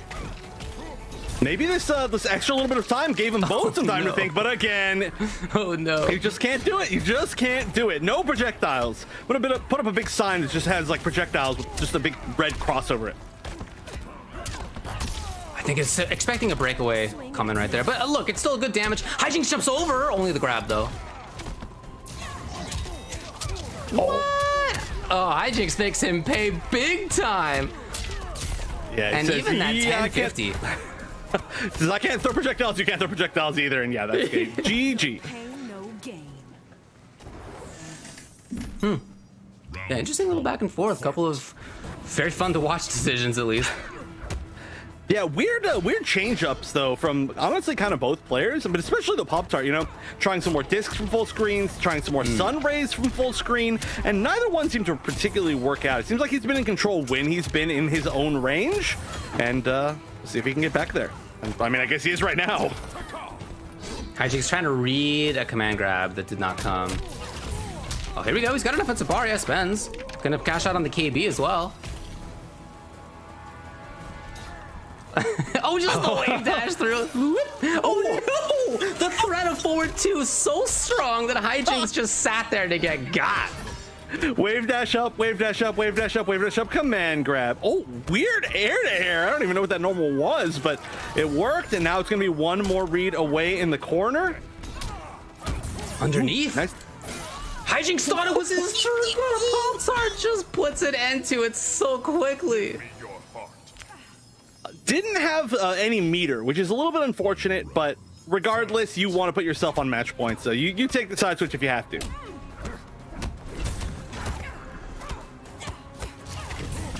Hijinks with these little staggers here, and Pop-Tart's just ready. That's a no-meter Jackie. She's not going to have the movement. She's not going to have the big damage. Yeah, that's pretty scary. She's not going to have the ability to break out of any big combos. Yeah. Which is maybe even the scariest thing here. Luckily, you can build some time just by pressuring. Don't throw a projectile, though. Oh, nice. Down 4 into the cat. That works. Oh, this is exactly what Hijinks wants. Oh, yeah. He's got the corner. He's got the meter back. The resources are here, and he's doing it. Went for the standing reset, this cheeky play. I mean, maybe understanding that he just needed to do a lot of damage pretty quickly. Hey, it's still working. You know, goes down a fatal blow. That's pretty scary. A crushing blow right there would have been game. Oh, great air to air. That might be enough, actually. No, doesn't manage to get damage over time on the ground. I think that was maybe the attempt right there, because that would have potentially locked him down enough to just die. But it's still there. Oh, he's still alive. It's still possible for no. Pop-Tart. If he gets one more, if it's a grab, he steps into it just after. No way!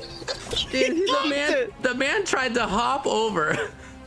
Oh, I mean, hey, honestly, that was like almost a really good call. It did actually avoid the damage for a little bit. If that was a full jump, that might have been death, but okay, great way to make the comeback. That was a weird thing. I'm not sure if that hop was supposed to just like really be a hop, or maybe if it was supposed to be some sort of like flawless block, which would have made a lot of sense as well. But regardless, Hijinks finally on the board. And like you said, definitely not over. Hijinks still in this, just needs to make a few more adaptations. And it just didn't, it seemed like Hijinks was in spacing that was more comfortable to him a lot of the time, more so than the previous two matches. There were some things from Pop-Tart that we hadn't seen before too, that you were calling out, that were a little bit unusual, some decisions that he made that didn't work. And so I'm not expecting him to go back to that stuff. Without that, maybe things would have gone better. You know, from his perspective, I think he still feels like this is a very doable situation for him. Oh, yeah, for sure. I mean, this might have been one of those things where it's like, oh, I'm going to try to throw out kind of my weirder options at the end of this set, just because if it doesn't work, I've got 2 more games after this. And if it does work, then, you know, hey, it works. And it's a little bit weird, so maybe it'll just throw them off for the next games, even if it doesn't. Starting off on offense. Catching it, and then out of there. That would have been only the command grab, but Hijinks did not want to even let that happen.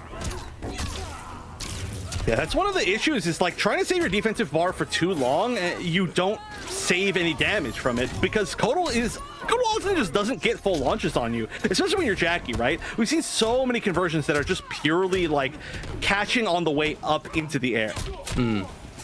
Hijinks no confirm. Oh boy. How Pop-Tart? Okay, confirm, not option selecting. Got it. All right, Pop-Tart's over. Pop-Tart's secret power has ended. Yeah. Just kidding. Okay, never mind. That's going to be amplified. Back in the corner. Should be the round. It's match point for Pop-Tart.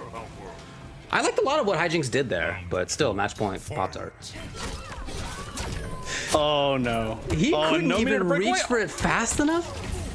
Oh, but a lot of fumbles all in a row, unfortunately. Didn't quite get the combo, then didn't get the tick throw correctly. That one actually hitting. So a lot more incorrect on these reads. Oh, that time, expecting the jump out. I think that's exactly what he caught. And of course, that's going to be all the way into the corner. Look how quickly he gets there, and another tick throw. Pop-Tart's so scary. Hijinks battles out and gets a big opportunity. Whoa! Oh, wait, that should have been it. Still like the jump back for his life. Didn't have the resources to end it. Fatal blow was on. Fatal blow was not back. Fatal blow was not back yet. And had no offensive bar. That was the best he could do. Wow, what a situation for Pop-Tart to find himself in and to get it right yet again.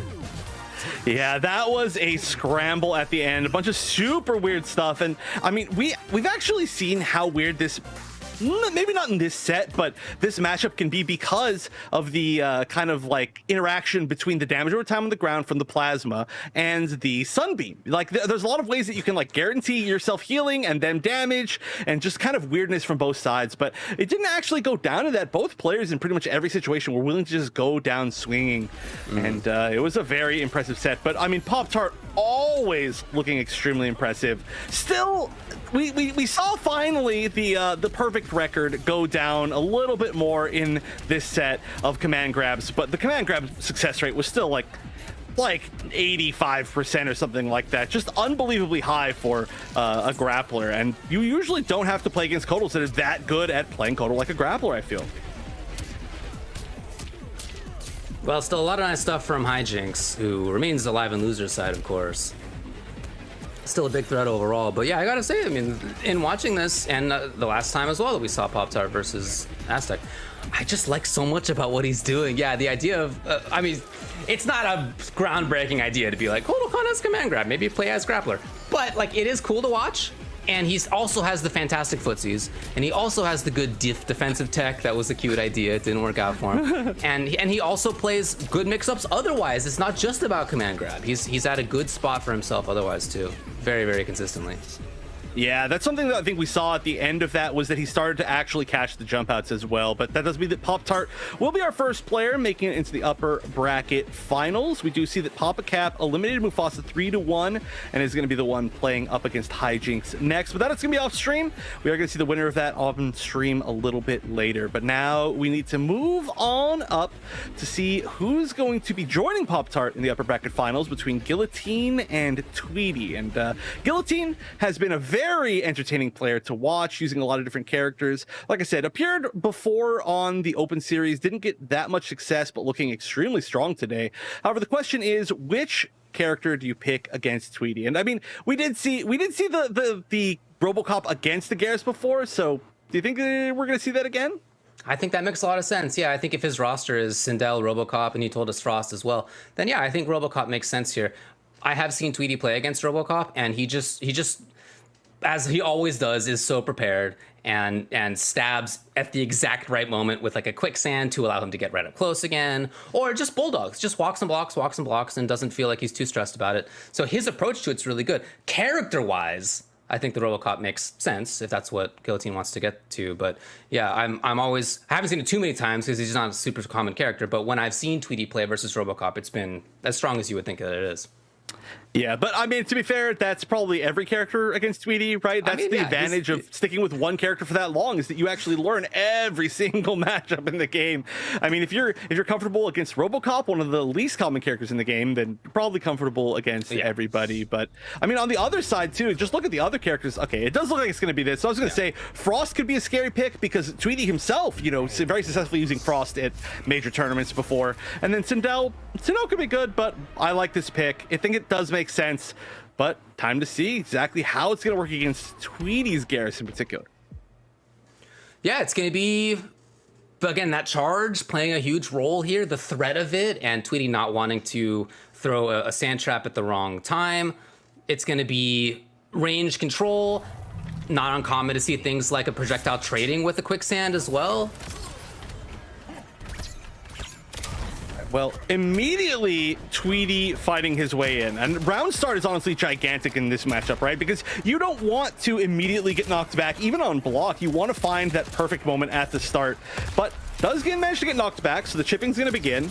And those trades, not actually a very good trade, I think, for Garrus. You don't do a lot of damage with the first hit of Sand Trap, but it does give you a little bit of like a knockdown advantage in this situation. But look at this life just depleting. Woo. Look, that's okay for Tweedy. He took about half life, but the result is that he's up close. Not for long, though. It's Guillotine. Oh, Tweedy! That's a way to do it. That's a way to do it. Be ready for anything. Flaw's blocking a raw down, too. And no defensive bar. Oh, no. That's a big whiff. That maybe could have been even more. Are we going to see the raw fatal blow again? Are we even going to need to? He's got to be closer for that to be a threat. Yeah. At this point, the raw fatal blow, we did see it, but I was talking about RoboCop's raw fatal blow because we saw it so many times. But yeah, you know what? Garrus, one of the best fatal blows in the game, and Tweedy knew pretty much the only way to make the comeback without risking the chance of being chipped out. And there's a great call. The range that we've seen Guillotine play at is not the range where you're going to be able to whiff punish a quicksand with the kick. I'm sorry, with the charge. Instead, it's been even farther than that, but Tweety's up close. Yeah, you can tell Tweety's willing to throw away so much of his life just to be able to get that singular hit, get in, and then has the confidence that that's all he's going to need. Oh, tried the breakaway a little bit late to maybe get the punish. Guillotine here harassing these individual hits, adding up slowly. But again, I mean, it comes down to the situation of Tweety getting up close. The down two again. Expecting the grab. Makes sense. There's the grab. That's where you need a down two. But Tweety just so good at the strike throw. And it's 50-50 off the 1-1-1. That's it. Got it. And when he got in, this is the concern, right? If you're Robocop. When you let the opponent in, you still have to be strong. We saw mix-ups that were working out from Tweety consistently. The reads of down two from Guillotine, looking for grabs from the opponent, looking for a high overall, and that didn't come up when Guillotine thought that it should come up. It's not like we didn't see grabs, not like we didn't see stand one out of Tweety's Garrus. Of course he's pressuring with that stuff. It's just at those moments Guillotine didn't get the right idea and wasn't able to then send Tweety far away. I feel like Guillotine had screen control for half the time, half the clock time. But that's just not what matters in the end if you let the opponent up close.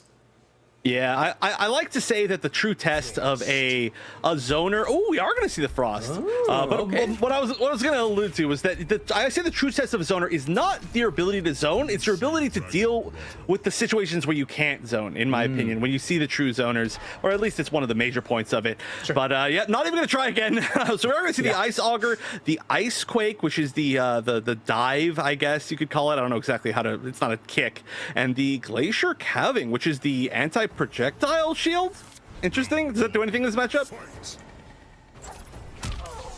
I guess we'll see. I guess we'll see. Punish. Oh no. Well, Guillotine finding something at least. Okay, calling out the fact that there was going to be a breakaway too far. Yeah, that's an issue with every single combo starter that Frost has, is that when you do land the absolute max range back two, there's just no way to fully convert from it. So you got to go for something a little bit simpler. At the very minimum, got some chip off of that, but yep, that's a heartbreaker and a leg breaker. That is not even connecting on Tweety. Tweety could have just stood up, and yeah, he was respecting that maybe a little bit too much. Understandable, though. You do not want to get hit by that. Great knockdown, great damage. Yeah, Tweety just looks like he's always so prepared, and he feels comfortable. I think you can see that. Regardless of what the opponent brings up, he's just ready for it. Nobody makes every correct decision, but he's not getting thrown off by anything that Guillotine's throwing at him. Yeah, well, like I said, you know, a Frost player himself, like probably the character that he's used the most next to Garrus. All of them might be Melina, but as far as serious competitive play, Frost one of his highest. Yeah, this is somebody who was playing her at CEO in, you know, the launch year of the game when she had not gotten buffs yet. Like he's been there. Oh, the crushing blow too, and now just needs one more little hit. And at this point, it's looking tough. Yeah. Oh, the throw. And yeah, that is that for sure. I would like to see the switch back to the Robocop. Oh, planted like a tree. I'm gonna go Frost Tree. But I think the Robocop was honestly working pretty well. It was just really scary when Tweety got in, but it's gonna be scary when Tweety gets in no matter what. So maybe at least try to, you know, have a range where you are going to have that advantage. And it just didn't seem like Frost had that. That does make sense to me. Yeah. Again, he did control time. He did control space pretty well for a good chunk of the Robocop matchup. It's just, yeah, when Tweety got up close. But right, as you say, Tweety is going to be strong up close regardless of character matchup. So yeah, maybe you go to the character that had that. I would also say that, you know, maybe there could be differences in how the Robocop is played if he goes back to it. We'll see before I commit to talking about it too much if that's his choice. He may be thinking about something else. highlighting a bunch of weird characters. Dude, if you play Frost and RoboCop, you are the weird character player. You're not going to go to some normal. You're not picking Johnny right now, that's for sure. That's fair. That's fair. Yep. But you know, I'm glad we're going to see the RoboCop again. And you know, it's not like the RoboCop matches went that badly. He didn't get run over a little bit once Tweety got inside, but it was just like one good solid hit away every single time, regardless of the fact that Tweety got inside. And all it takes is, you know, one good read on like a sand trap or something like that. And we also didn't see the air charge punishing sand trap very much, so there's still more to be done in this matchup potentially. I think that Guillotine can do it, but yeah, that's what I was going to mention. I would like to see him maybe play at a little bit closer of a range where he can use the threat of the air charge, but Tweety right away. And what's interesting, oh my god, no, Tweety's ready there. Oh no, crushing blow. Oh no. This has just been unfortunate, like, choices as far as guessing on the 50-50s. And I like that. Finally blocking some more of the sand traps. That's the thing, is like, yeah, sure, you can win these trades, but it's just taking like one mistimed trade and then Tweety, exactly, just like that, and Tweety's in. So maybe just give Tweety a little bit more respect, wait for his sand trap, and don't try to constantly be trading quite as much. But regardless, Tweety, yeah, with that pretty unstoppable down 4 into punch, is gonna go to match point. Round 2, fight. Yeah, he looks so strong. Mounting his way in. He's got the corner. Guillotine, no defensive bar. And you can see how confident Tweety is too, willing to give up the corner.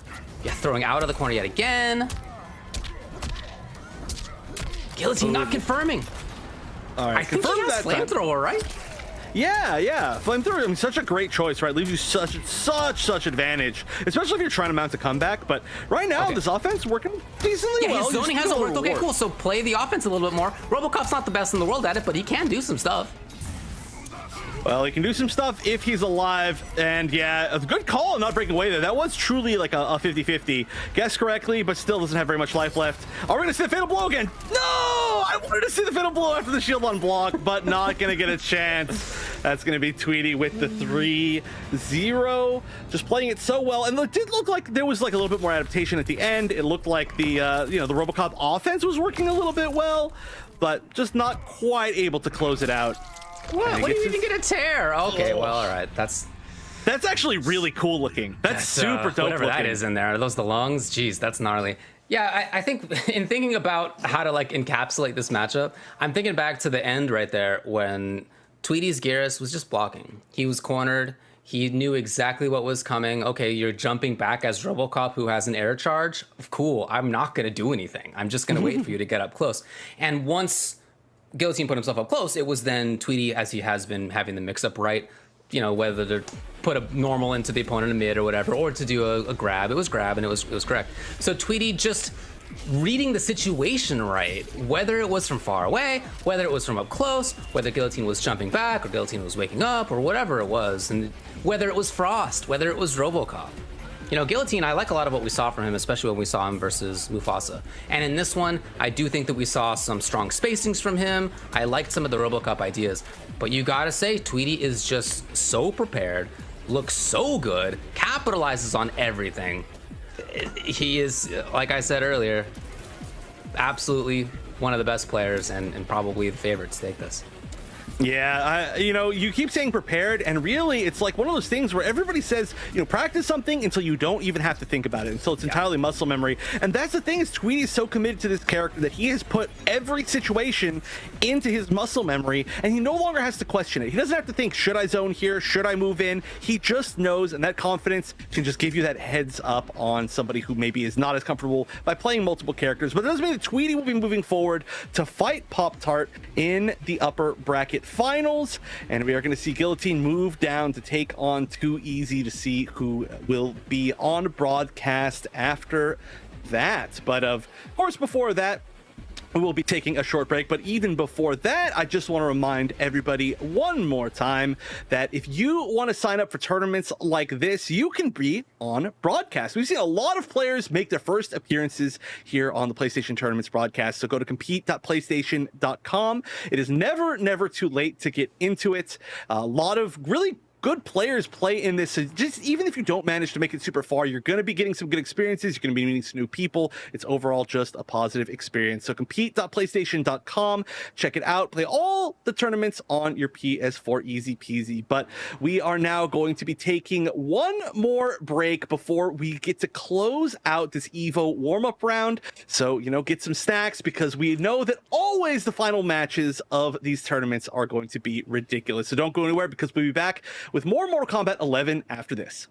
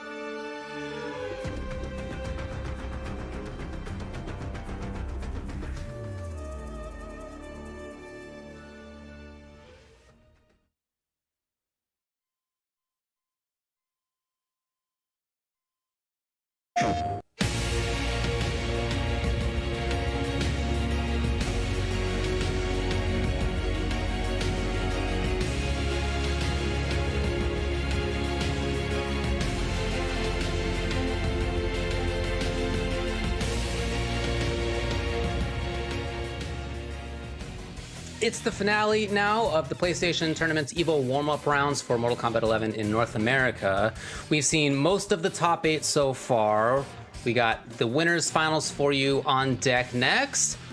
Talk to me, Chef. What do you like so far?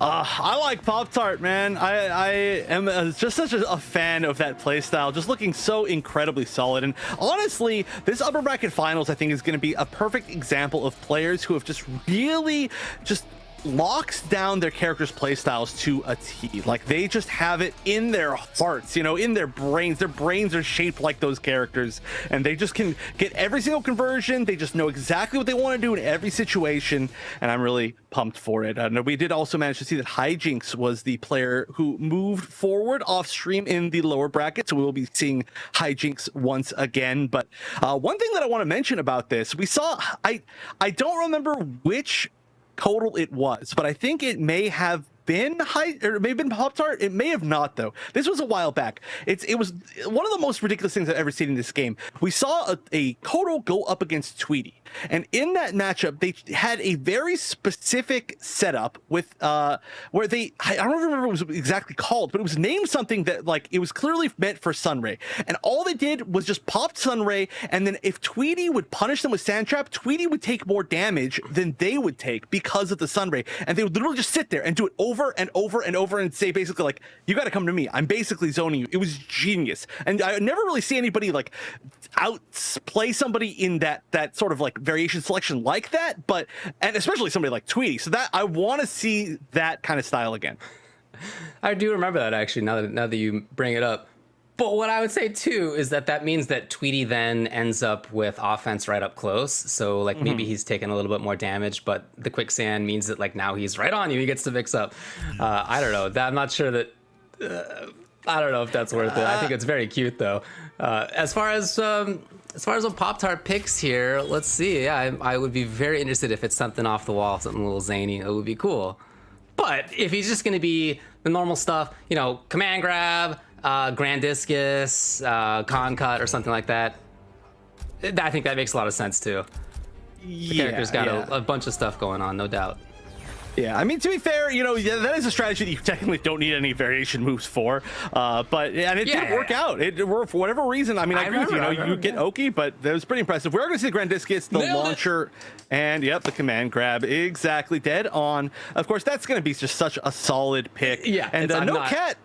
I'm not like stepping out into the branches of the tree to make that call. Like it's true, but we've seen the Taquani Maul do extremely well in a lot of matchups, even when it's not getting past projectiles today. So this was a good call out. But wow, great start, super aggressive, gets the full launch, gets the full combo, gets everything you want in the corner here. The man is playing so fast.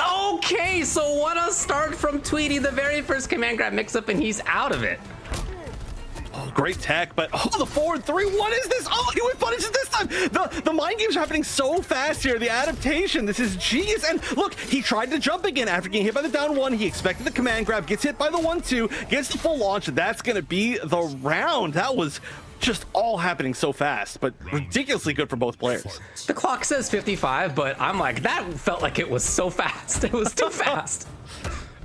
Well, I mean, these are also characters that really try to, like, slow down the pace of the game, especially Garrus, right? So seeing something like this is pretty wild. But yeah, that is going to beat pretty much every option off of that back 2-2. And Tweety knows it. Again, it's just in his muscle memory. He doesn't need to think about it. Underneath. Pop-Tart guessing right defensively and offensively too. Tweety's out, but that means that the next hit could be big damage. Oh, just barely out of range. Not trying to whiff punish any of those 4-3s. I mean, it's pretty scary. But again, that neutral jump 1 reaches so far, and we've seen Pop-Tart get so much mileage out of it so far. It's been a big story for him. Yeah, those calls on when to do that. He backs off. Tweety. Oh, come on. He jumps at the perfect time. Is this fatal? No. Ooh, yeah. Really risky breakaway right there. Oh, but this is going to be, this actually might be Sunray's position here. You got the damage buff. It's going to be almost death. Oh no! Oh no! Sunray could have done it, but just gonna mash out the down one. I know how scary that is, but he managed to find it anyway. And Pop-Tart, I'm telling you, just always just unbelievable. Yeah, that down one right there. What a call. I mean, as Gears jumps at you, like it could be splash, but it could be jump kick too, which hits at a really different angle, super different angle. You have to deal with it quite differently. And so if that had been jump kick, like that probably would have beaten the down one, but as Pop-Tart has, he's been right about so much stuff throughout the entirety of this tournament so far, and why not there? But at the same time, you could certainly see Tweety and his defense coming into play, getting out of those command grab situations. Yes, getting got a couple of times still, right? You're not going to be 100%, but he's escaped more often than anybody else has so far. I mean, escaping like 2 times is already more often than other people have. But also, you know, the fact that he's going to get so much damage off every single time that he guesses correctly on a command grab is going to be really big. And that's especially when you're fighting, you know, a higher health character like Kodokan that does a ton of damage himself. You want that extra damage. Some of the other players that we've seen haven't been able to get that sort of risk reward as even. Oh, no. Pop-Tart leveling up into damage too. Okay, Tweety with a little delay. That buffer's been so huge. Forward 3. Put it into the beta spikes. Oh, they traded down ones. I think those are plus frames. I'm surprised that actually traded. But Tweety now going to play the strike throw game. Down one, down one, down one from both sides.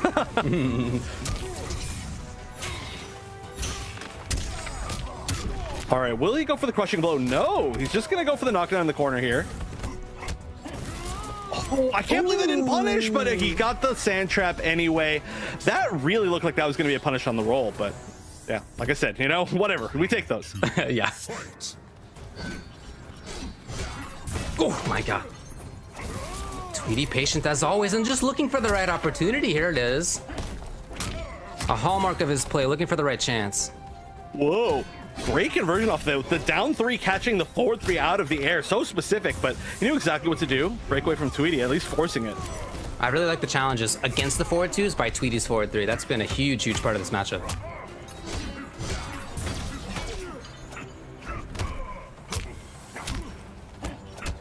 Oh, it's so scary to take your turn there, especially with how good Tweety is at flawless blocking, which you've seen a lot in the past. Is you forward 3-2, it's like it's not your turn if you block it. Oh, there we go. Okay, yeah. Damage. However, Tweety's right on top of you, right? He gets to mix up. It's true. It's true.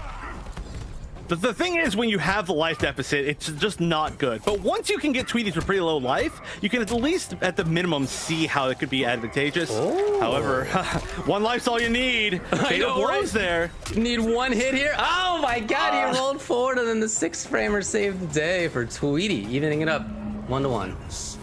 Yeah, I wonder what was attempted there to punish that roll, because it just looked like it was just nothing that came out. And I mean, doing a forward roll into a down 1 without seeing that something is actually being whiffed, pretty risky. However, it was the right call. Just assumed there was not going to be anything, and there really truly wasn't.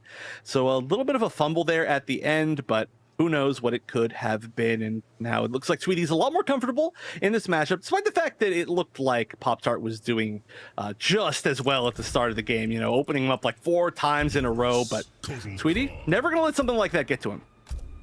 Yeah, and again, as this goes on, I see more interactions where we see Pop-Tart whiffing forward too. We saw it, I think, 2 or 3 times in a row at one point.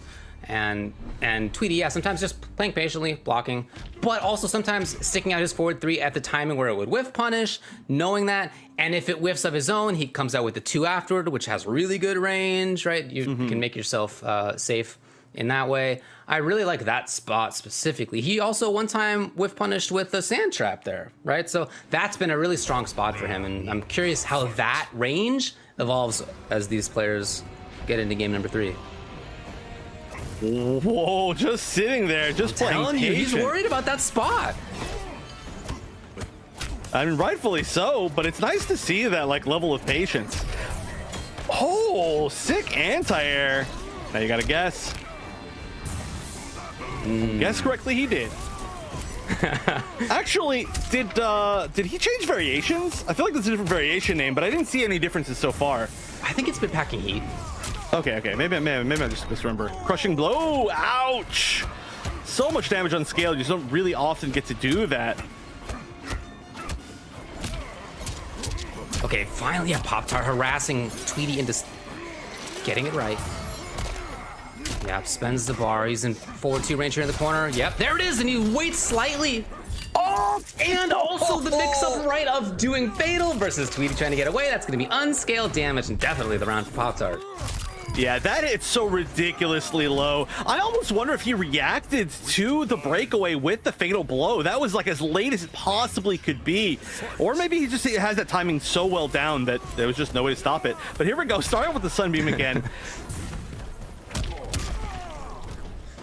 Look, as somebody waking up in this game, you have a lot of defensive options. Maybe that's what he's counting on, Pop-Tart. Just bypass neutral. I don't know. Yeah, not really working out so far, though.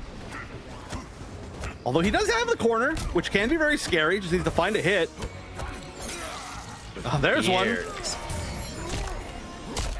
Pop-Tart is just so good at understanding when the opponent is going to respect him or not. That's such a hard thing to know in this game as a grappler. But if you just have a sense for that, it becomes terrifying. Like right there, he knew there was going to be a jump out. That down one was perfect. And now he's going to get a full conversion. And now, will there be more respect or not?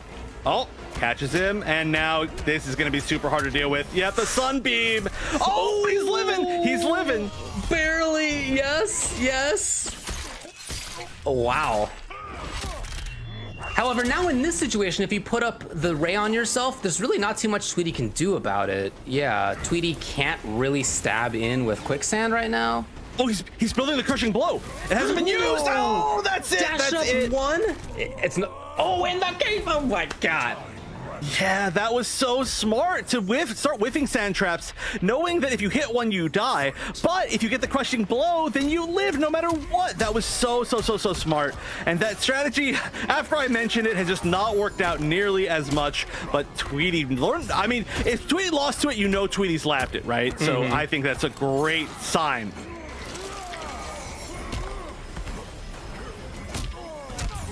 Met him in the sky and the break. Well, we've seen the KB's already been there, but still the break. Oh, wow. Tweety's footsie is backing off to a range where Pop-Tart did not expect. Oh, yeah, and cashing out. Look at that. Almost 400 damage. It's real safe stuff from Tweety. He's not doing too much. Pop-Tart tried it in kind of the same way that Tweety did. Dash up, stand one. He tried Pop-Tart. No kidding. Okay. Tweety with the flawless block. Up 2 as a solution at that range. I don't think we had seen him do that in this match yet. But when he needed it, he was ready. And that range continues to be such a big part of how this match goes.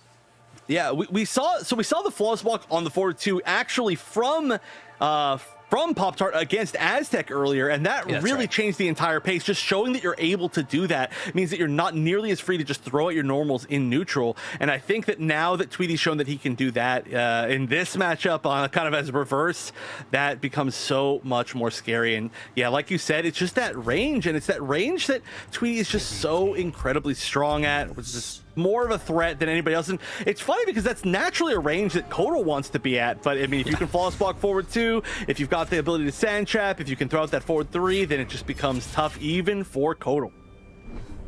I'm still thinking about your point about how Tweety did not waste time by getting the KB condition on the sand trap during that time when you just couldn't get in. That was, you know that you're doing well when you're making use of even time in situations like that. Like, that's really, really good for sure. Yeah, so valuable to do too. But yeah, just needs one more and win now. Oh, again, controlling that space. Yeah, and with little funky timings that you can tell Pop-Tart gets caught off guard by. Oh, okay, underneath. This Pop-Tart skates in, chooses not to spend bar, which means it's the closer Oki after.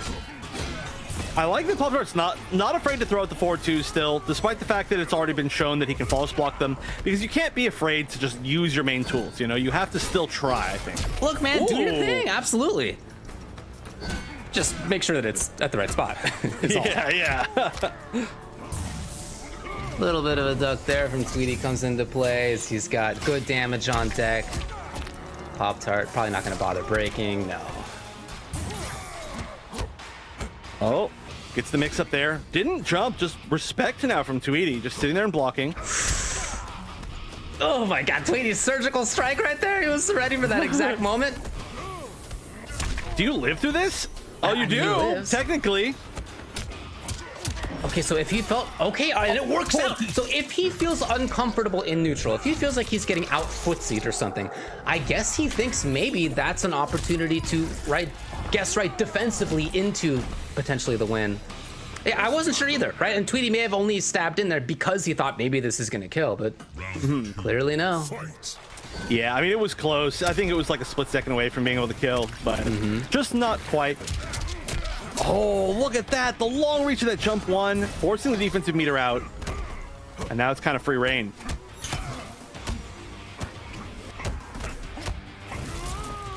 Ooh. Oh, okay. Gonna hold on. Oh, there we go. Oh, wait. Did the second hit connect there? Oh. Yeah, I'm surprised. I thought there was going to be a KB as well, but maybe I just missed when he actually found the hit. I thought it was on the third. Yeah, likewise. Maybe just didn't. I don't know. But down two. This should be the end in the corner here. Oh, breaks away. Oh my gosh, he gets the command grab. What a huge risk right here. He's doing a lot of meter, but if he gets a lot of reward off of this, oh no, that's chip. That was almost it. He landed the down one, but then just didn't get anything afterwards. I like the attempt, but now he's gonna have to go into this still Tweety match point. No breakaway. Still only one defensive bar. Calling out when Pop-Tart wanted to move forward was Tweety here. He gets the corner. Oh, he finally did put that gap in there. I just hadn't seen him do that in a while. Okay, here we go. Cool. Yeah, that's the kind of thing that Pop-Tart was looking for at the end of last round, but didn't get.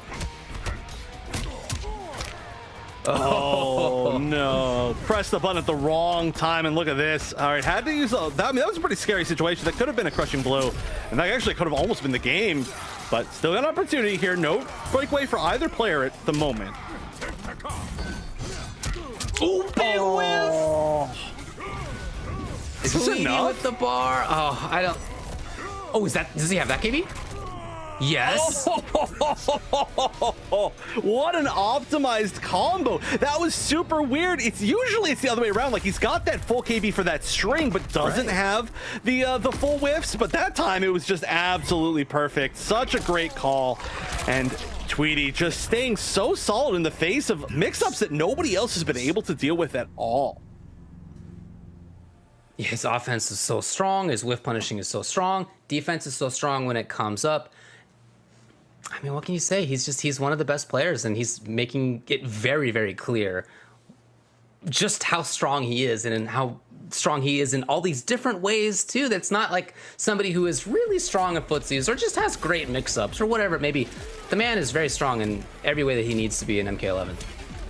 Yeah, I mean, especially, too, the fact that we did see that attempt at that same strategy with the Sunbeam, and he played it so effectively. It wasn't one of those things where it was like, oh, he figured out how to deal with it. As soon as it started, as soon as he was at, like, 1 life and knew he could walk into the Sunbeam, he immediately was ready to do what he needed to do, started to build that crushing blow. It was beautiful. Like, that is no longer a strategy that's going to work at all against Tweety, you can tell.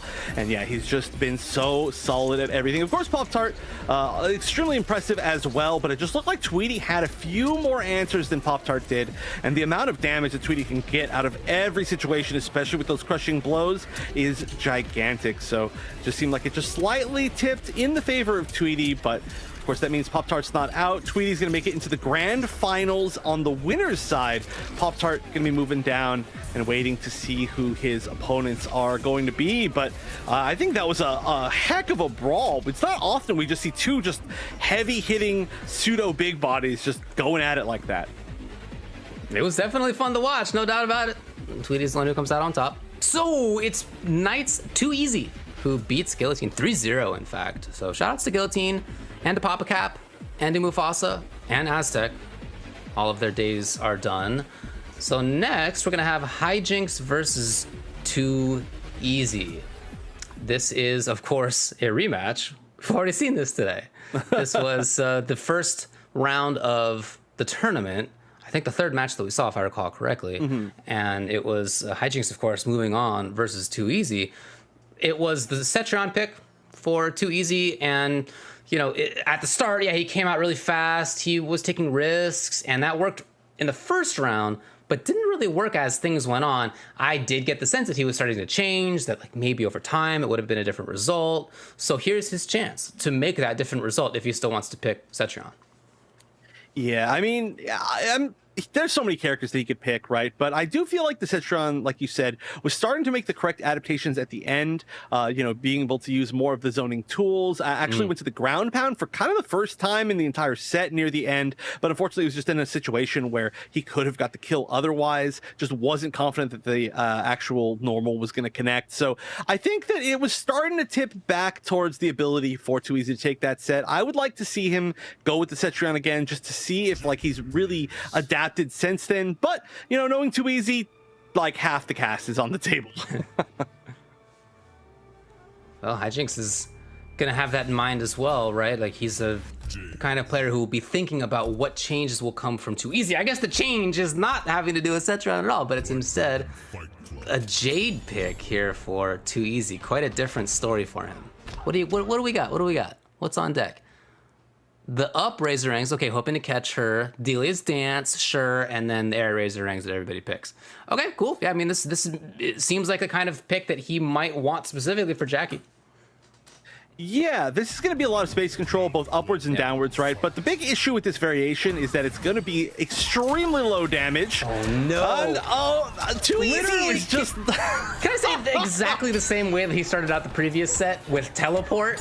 It was Cetrion before, not exactly the same move, but it was teleport both times. Maybe he's like, I'm playing a green character. I'm just going to end up behind them. Let's take the risk.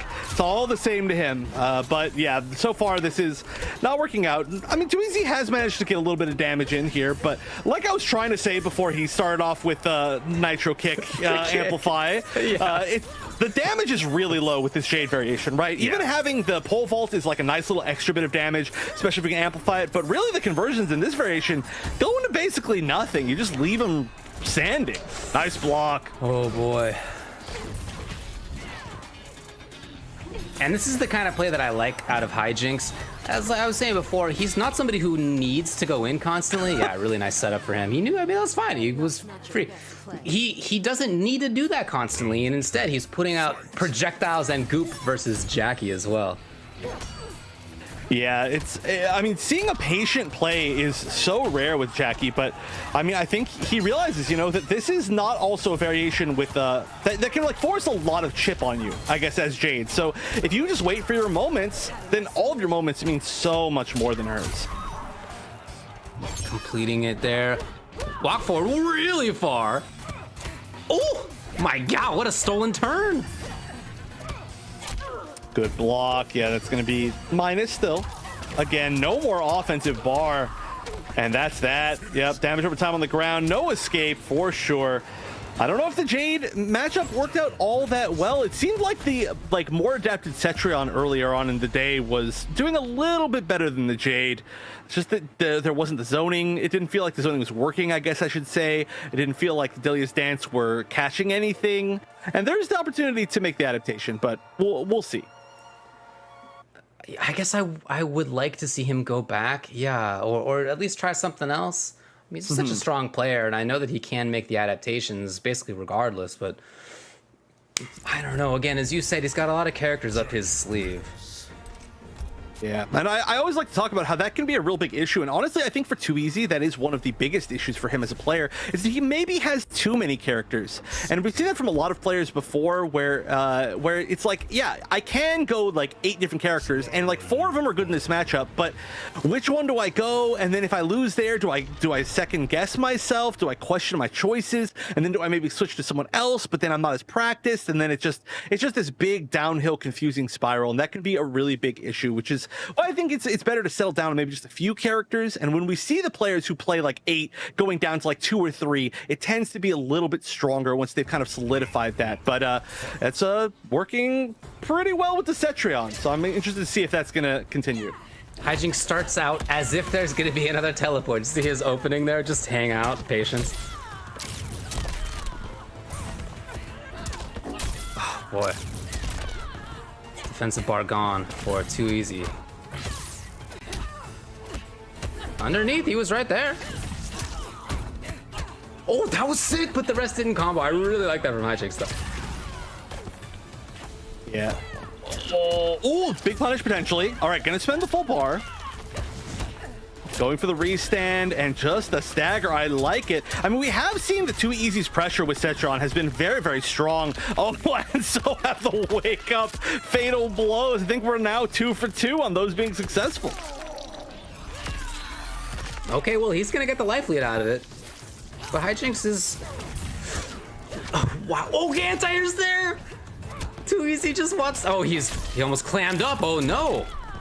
Oh, the instant jump air to air. I mean, after kind of like you said, you know, just kind of freezing in place, that was a very decisive choice on wake up.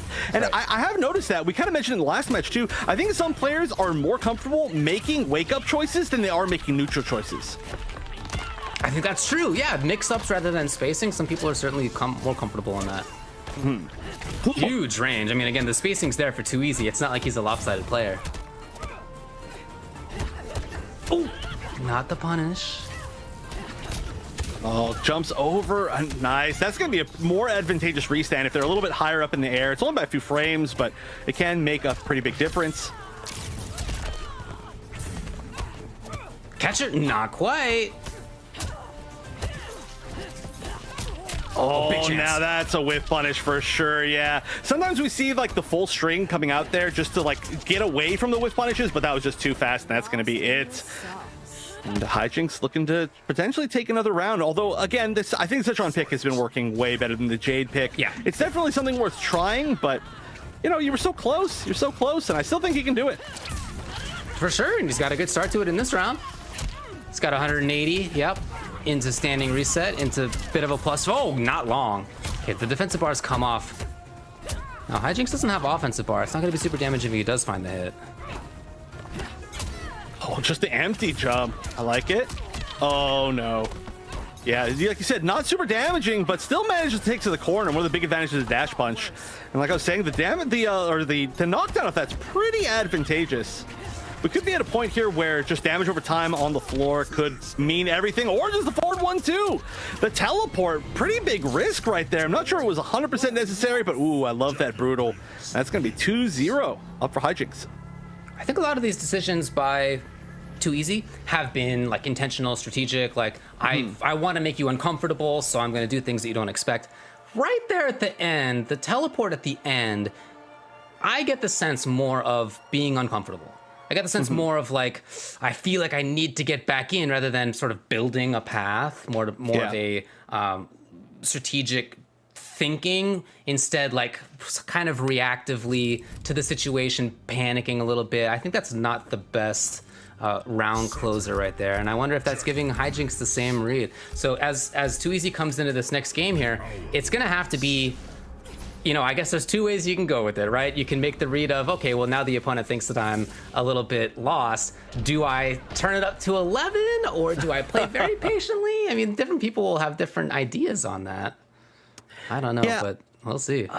I mean, I still think I would like to see 2easy have more faith in the zoning. And I think that's why you end up in a situation where you feel uncomfortable and need to teleport in on a Jackie, is that you don't have faith that you're going to be able to get that much chip damage and make a comeback like that. But Setron truly can. And especially when you're full screen, you don't have to worry about anything but jump. So just make the reads. If you read it right, crushing blow air boulder, that's a ton of damage. Okay, we're seeing some good stuff so far. The round start was great with Wall. He did not do the breakaway. He rolled back into Whiff Punish. This is a nice round right now for 2easy. It's not a big life lead, but he's playing it well. Well, not a big life lead, especially not a big life lead against Jackie. What the heck? That was a weird way for that to drop. Going underneath with the dash punch. Managed to get another pickup, but I was cool, I guess.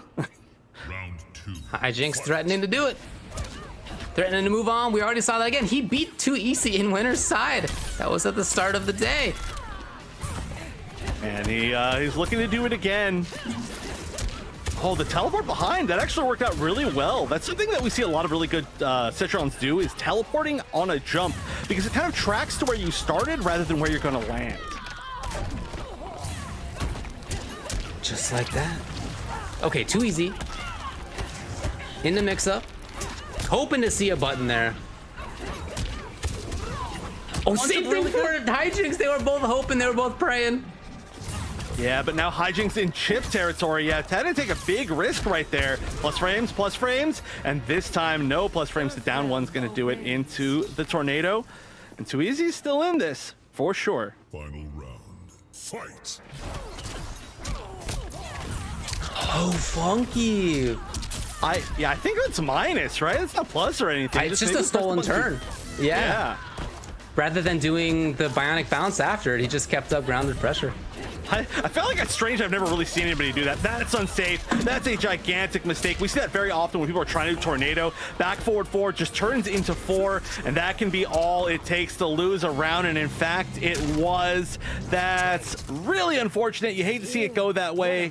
Big weakness that you see when people just barely whiff and don't think they will. But that doesn't mean that Hijinx will be moving forward into the top 3, will be double eliminating 2easy. And I mean, 2easy put up a good fight, but just wasn't quite enough in that situation. Again, look, the last big thing that Hijinx did, and it wasn't long ago, was get second place at the Mortal Kombat Pro Competition North America East Regional Finals, probably the strongest region. He got second place in the finals for that. So this is somebody who comes into this in a really good spot. Yeah, I mean, none of these players are going to be easy to beat. None of them at all. And the fact that 2easy made it to this top 4 spot just seems, you know, he's got like one problem with one player. Didn't lose to anybody else in a way that feels bad, but also in another way, you're like, you know what? This wasn't me like losing a bunch of matchups. This was just me having to work on one particular thing. All of this was broadcasted. I can go back, I can look at the matches, I can learn for next time, and I'm sure that's what 2easy will do. And, you know, hey, he made it to that 4th place spot, got that extra bit of money, so he's going to be at least happy with that. But that is going to be the end of 2easy for today. And like I said, Hijinx making it back up to that top 3. So honestly, we're going to have mostly runbacks probably through this top 4, as we're going to see another one with Hijinx going up against Pop-Tart. But now we'll see if it's just a big repeat in the lower bracket or if somebody can change history. Think back to what happened there. It was Pop-Tart who had really, really strong mix-ups versus Hijinx. It was him, you know, playing at ranges and being ready for things that it made it difficult for Hijinx to get started on his own. Defense is going to be a huge part of this for Hijinx. You know, being aware of where forward 2 is going to be a huge part of it for him. Well, just looking forward a little bit too, you know, if Hijinx does manage to defeat Pop-Tart, then Hijinx will get a chance to fight against Tweety. And I do believe Tweety was in the US East Pro Competition bracket that, you know, Hijinx recently got second at, like you were just saying. Plus, on top of that, I think that Tweety doesn't particularly like the Jackie matchup. I've seen a few of his complaints on Twitter about it, which is understandable, you know, just one of those matchups that can really challenge a lot of what Garrus does.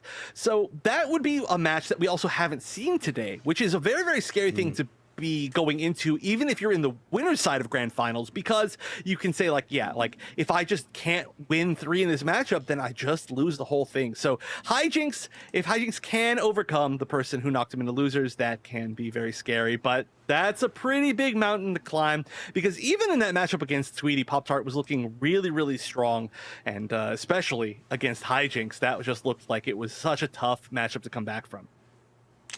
We'll see how it goes. Yeah, I mean, it's definitely an interesting top 3. We got, you know, Kodal, Geras, Jackie, and what's interesting to go along with what you were saying earlier about Too Easy, as somebody who plays a lot of different characters, these are 3 players who basically play one character.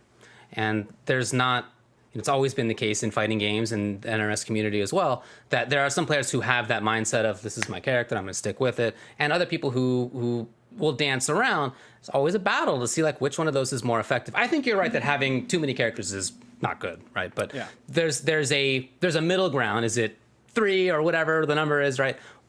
Or is it 1? And right now, in the way that this is played out, we have 3 players who are real character specialists.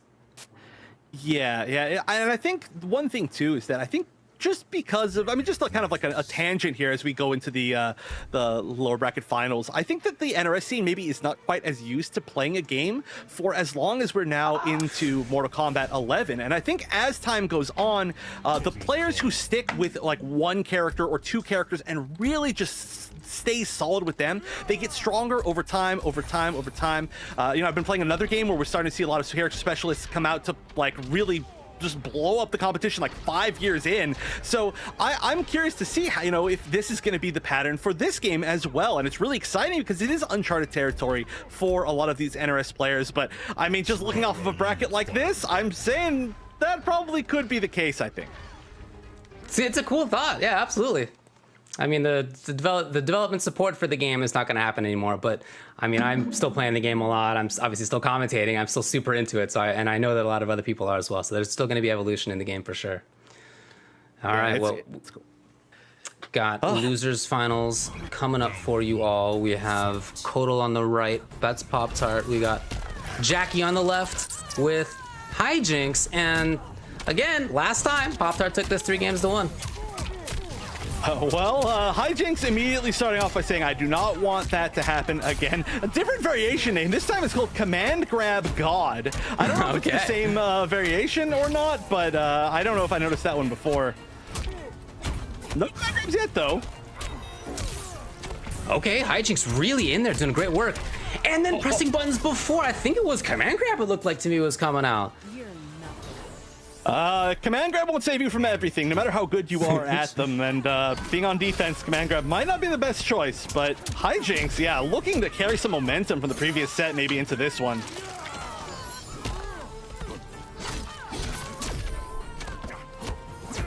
Here's Pop-Tart. Oh, nice call, as we have seen, basically as Pop-Tart has done, with his own neutral jump or jump back one.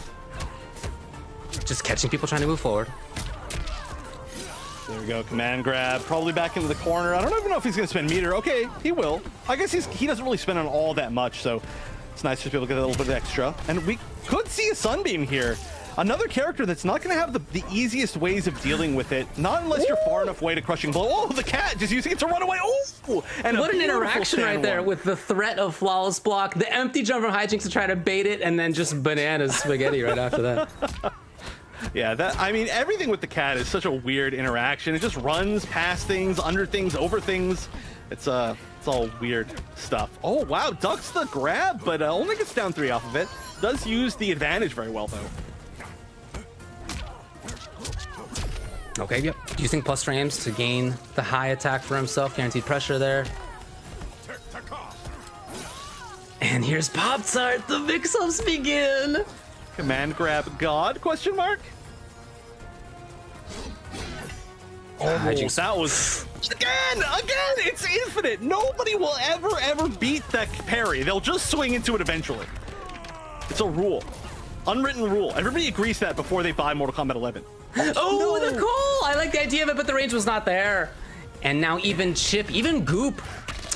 Oh no, just got too focused on trying to get that chip damage goop kill. That's really what it was, I think, from Hijinks right there. Just didn't keep his eyes on the potential cat. Yeah, and honestly, that's such a good tool in almost any other situation where you could chip somebody out like that. But you just gotta look back on that last set and remember every single time almost that Hijinks threw out that high projectile, it was either a forward two gunner going underneath it or it was the cat. And the cat, perfect opportunity right here. Knew exactly it was enough damage to get it the kill. And honestly, I'm not sure, but if the cat runs over the goop, there might be like less damage or might not take damage. I've never tested that. Somebody needs to, I don't know, message me on Twitter and tell me or something, because that's a curious thing considering all of its weird properties. By the way, we've been talking a lot about Hijinks getting second place at the NA East for Mortal Kombat Pro Competition Regional Finals. Well, NA West, Pop-Tart got third. I mean, he was right there. Very, very close to doing the same thing that Hijinks did. Again, two players who are coming into this with a lot of momentum behind them. Yeah, for very good reason. And like you said, just sticking with their characters, I think it's really cool. It's really great to see it. And especially when they're both players who enter a lot of online tournaments. Tweety as well, I guess. We definitely do include Tweety. Tweety, too many online tournaments. But the fact that they're just constantly improving, and honestly, I'm sure they have a lot of experience against each other because they've entered so many tournaments.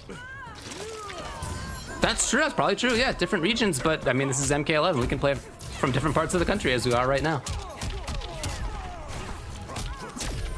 Ooh, beautiful! Yeah, we've seen some incredible standing one anti-airs. Kodo's standing one working as such a great anti-air because he's super tall, which is a really weird, like, nice thing to have. It definitely works against him in other situations, but in that case in particular, his standing one just hits super high in the sky. Oh, interesting read on down two. That's gonna be out of the corner, but that's okay. He's been able to chase down pretty well, or at least maybe Hijinks is the one who chases back in first. We'll see. Yeah, it's relatively easy to side switch, right? When you have at least one bar, then you can just command grab them the other way. So not the worst thing in the world. The big scary thing is that you don't want to get pressured in the corner for maybe the exact reason that we just saw a combo for about 50% of a pretty high health character's life. Scooting in, and Hijinks takes the opportunity. We've seen that twice now, where he jumps out of intended pressure, gets damage on it. All right. Back in the corner. This is a start. It is going to give the damage buffs. That's pretty important. Good patience. It's going to be safe. Oh, maybe tried to flawless walk there. That would have been a really good option. Wow. And maybe, you know what? If it's 950 health character, maybe that does chip kill. I don't know, but not against Kotal Khan. Oh, that's two. That's two. All right, it's going to be something in the Fatal Blow. It has to be something in the Fatal Blow. I feel it. I feel it in my bones. Maintaining pressure. Oh, he tried it, and the one time that Hijinks got out of it, he was in fact able to capitalize and take the round. I felt it. I made the right read, unfortunately, but there was no Fatal Blow. But yeah, that's just the one time that he tried it, and I think maybe just expected a little bit more respect in that spot. But I mean, it's so scary. You just got to know how much fear you're inducing in the opponent. Look at this. Oh, blocking lasts so long from Pop-Tart. Here it is. Extra window on the flawless block. I'm surprised we haven't seen more flawless blocks in minus situations in general. It's something Pop-Tart was doing a little bit more earlier, but not feeling as confident maybe in it. Okay, here's Hijinks now. Ton of damage pumping out. He's got the resources. He catches it as well. Ow. Another character with a super long jump punch, and yeah, I like this. I really like Sunray. Maybe it's obvious, but look at that. It's keeping him alive, even in that jump. That could be a punish. Crushing blow. It's going to get rid of the damage over time, and the fatal blow. No, what happened to the fatal blow? Is it not guaranteed? Oh, no. I really felt confident that fatal blow was guaranteed after the forward 1-2-2 crushing blow, but maybe I'm wrong. Maybe you don't guarantee yourself anything. I know for sure you don't get the armor-breaking sword when you do have the sword and you don't have con cut, but I thought that fatal blow is fast enough. Maybe it was a missed input, maybe it was just knowledge that I don't have, but that is super unfortunate. Almost a really cool comeback, but good stuff to Hijinks for keeping. The keeping is cool. Okay, yeah, for sure. I mean, I agree with that. I like what Hijinks did there, and in a couple situations he was able to turn potentially bad moments into his own winning round, right? Previous round was the same, where it was the tick into command grab that Hijinks got hit on, and so he was able to capitalize and get the punish on. So keeping well aware of the situation, even when things come up that he would rather not see. Yeah, which is quite often, but I mean that's a really great thing to have, especially if you're playing in a match that you've already lost earlier in the tournament. It's just not easy to keep your composure, I guess. It's easy to be discouraged and be like, yeah, I just can't beat this guy right now. I just gotta figure it out. But rather than that, Hijinks is like, you know what? I lost once, not gonna lose again. And that's a great mindset to have, and it's certainly paying off. Starting off pretty well for himself. Oh, no, every time! The cat! I swear it's like on frame 1. There's not even an animation, and Pop-Tart just already knows and throws out the cat. It's unbelievable. Yeah, his AI is just programmed to see that the opponent pressed a button and he immediately counterpokes. Exactly. There's no other way. Oh, this is a lot of damage over time, both on Kodal and on the ground. Look at this, just melting. Oh my gosh. Who needs combos? I really like the down two. Yeah, I mean, there had been so many. Okay, cat. Okay, there it is. Yeah, that down two is nice because there's been a lot of Hijinks just jumping around, just jumping over and over and over. That is to say, from one side to the other over his opponent, literally.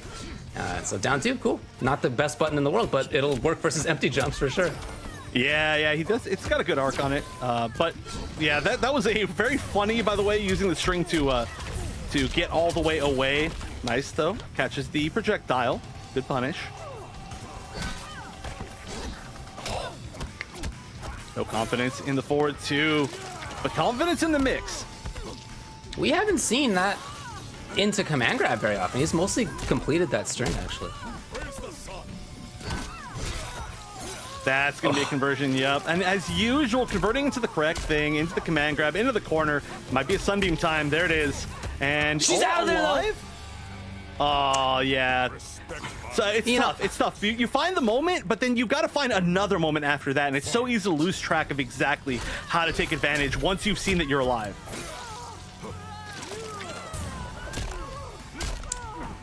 Well, Pop-Tart's where he wants to be. That's for sure. The wake-up jump. Talk about bravery. Okay, so the defensive bars are gone. Pop-Tart, again, as you've been saying, I mean, his conversions, even in weird kind of anti-air situations like that, always there. Aha! I'm telling you, we were saying this earlier. Lower level? Nah, that doesn't work. Mid-level? I'm sorry, lower level, yeah, it works. Mid-level? Nope, no dice. Top level play, for sure. Yeah, I mean, hey, Hijinks got hit by Wake Up Fatal Blow twice against Too Easy, and is like, you know what? I'm gonna steal that move for my next set. Crushing Blow, just needs one more big hit. Down two, trying to bait the flawless block there. All right, what's the mix? Grab, maybe trying to bait a flawless block again. Can you get there? Even chip? Okay, yep. Whether it was goop or juice kick or whatever, that was gonna be enough for Hijinks. So Hijinks actually up now. It's 2-1 for him. Yeah, looking stronger and stronger as the set goes on, I feel. Just kind of getting into the groove of the matchup, and yeah, like I said, just having that mindset of, yeah, like, I'm not giving up, even though things were looking pretty down. It just feels like everything's in control. And that, I mean, that's a huge comeback to make. That was like 90% life lead for a character that has a lot of life, but then a Wake Up Fatal Blow can just lead to something like that. Normally you don't get a lot of Wake Up Fatal Blow, but you can technically just leap with Jackie, and just took advantage of that to run away with the whole thing. And now it just needs one more game, and I mentioned it earlier, but if Hijinks wins this, we're set up for a really interesting grand finals. It's true. Pop-Tart's got to take 2 in a row to prevent that. Yeah, still not over yet. I mean, just stealing momentum once does not make a victory. Not quite yet. And it does look like we are going to be sticking with the same thing. The cat, it's been getting a lot of mileage, but it doesn't allow him to get quite as good block strings. But it does seem like he's pretty confident. It makes sense, right? I mean, those projectiles can shut you down really hard if you're at almost no life. You just don't want to get checkmated. Nice anti-air, jeez! Yeah, walking back first as well, too. Pretty specific spot. Tried the cat, and he was so close. So close. Again, there's a startup time before it becomes projectile involved. Oh, gets hit by the low. Maybe expecting a grab there or something like that, but oh no. Oh wow, that was so lucky. 4 Pop-Tarts at the jump 2 went backwards, but Hijinks finds another chance, and now you're in the corner, and there's the command grab interactable, which is a great knockdown. What are you gonna do? Hijinks is relentless. Putting it on the ground, and now, boy, if you're Pop-Tart, yeah, he just tries to get back in there. Cat. Again, even Chip's gonna be relevant here. The group and then time. Oh. Oh, what a cautious dude! I actually love it. Oh, is he dead though? He might. Is he dead? Is he dead? He died. Oh, dude, he died because he amplified. It takes a little bit longer. You gotta do another dunk. He died because of it. It's match point Hijinks. Oh my gosh, that's so funny. Just had faith in the Sunbeam, but if the Sunbeam had already been there for so long and the damage over time on the ground was just worth so much at the end. And look, this Hijinks already taken about half of Pop-Tart's life. Although no defensive bar now, needs to just keep on going with this, and he certainly is. Yeah, he's got the corner for himself. He's about in forward 2 range. Oh, with punish, it's a big chance. It's Pop-Tart. Gotta take the round on this one. Oh yeah, that one for sure. Back in the corner. And it still has this really good positioning. So this is going to be really tough to get out of. Of course, the leap's always a possibility. Or just poke back and get a full combo yourself. We're going to see the 3-3-4 side switch. No, just going all the way. It's just, you know what? I don't need to reverse sides if I can just go wall to wall. It doesn't matter to me. We've seen empty jump a lot. This time into grab. Pop-Tart. Okay, funky timing for the command grab, hence it working. Keeping the range for himself. Pop-Tart. Okay, now after that, really 2 hits here, especially now that he's in fatal. Oh yeah, this is pretty scary. This is honestly pretty scary on both sides still. Both sides. Even if you have the pressure. Oh! Great blocks on the overhead. That catches so many people unaware. Oh no, command grab. This is now a 1 hit away, I think, is a kill because of this damage bonus especially. Wake up down 1. That's so brave. That's gonna be it. I can't believe it. I was scared in that situation, but being able to wake up down 1, that is ridiculous. No fear at all, but you can't have fear if you want to make a comeback like that. So Hijinks is going to be the one who's moving into grand finals, and we are going to get that unique grand finals that we hadn't seen already today. That really throws it up in the air as a kind of a mystery, but good stuff for winning the run back.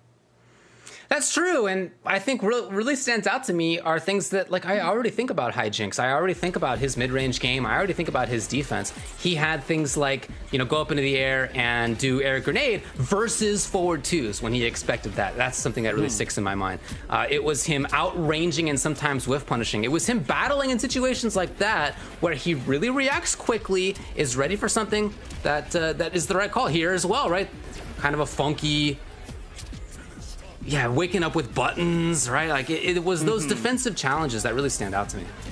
Yeah, defensive challenges and some of these like clutch final moments. Like, of course, I got to think again of the moment when the damage over time, the plasma on the ground killed through the sun ray because the sun ray disappeared and he amplified the grab. Just certain little things like that where Hijinks is just saying, I am not out of this ever. And we saw the big comeback with the wake up fatal blow. Everything just leading to Hijinks taking control, and that was incredible. So now, all we have left to look forward to is this grand finals. Of course, congratulations, Pop-Tart, as usual. Yes. One of my favorite Kotal players to watch of all time. But now Tweedy is going to have to deal with, like I said, the matchup that he maybe doesn't quite like, but he will have the extra pillow of being in the winner's side of grand finals, meaning that you are going to have to eliminate him and then, well, I guess eliminate him twice is the best way to put it. You have to knock him down into the lower bracket and then win yet another set. If you're Hijinks, Tweedy only has to win 1. but that's not going to be easy. You know, we've seen a lot of times, especially looking back at the PlayStation Tournament's Open Series, Tweedy is very often in the grand finals against a player named the Mighty Unjust, which I'm sure you're very familiar with, but just for anybody out there who doesn't know. And they often play this particular matchup, and it is one of the ones that Tweedy has fallen in, I think, the most overall. Now, it's not the same player, not the same situation, and Tweedy's in winners, but it's still got to be something you look at and something you got to be wary of. All right, interesting. Yeah, I like the exposition on that. As far as results of recent times, you know, again, keep talking about how Hijinks got second place at the Mortal Kombat Pro Competition regional finals for North America. You're right, Tweedy was in that. He got ninth. You know, that wasn't one of the weekends that Tweedy has had the best results that he has had. That was, I would say, for him, more of an aberration, right? For many people, ninth in an event like that would be like super great, you know, congratulations. But that's more on the lower end from where he often is. So for this, yeah, coming into this in a position that he's quite accustomed to, being in that grand finals on winner's side.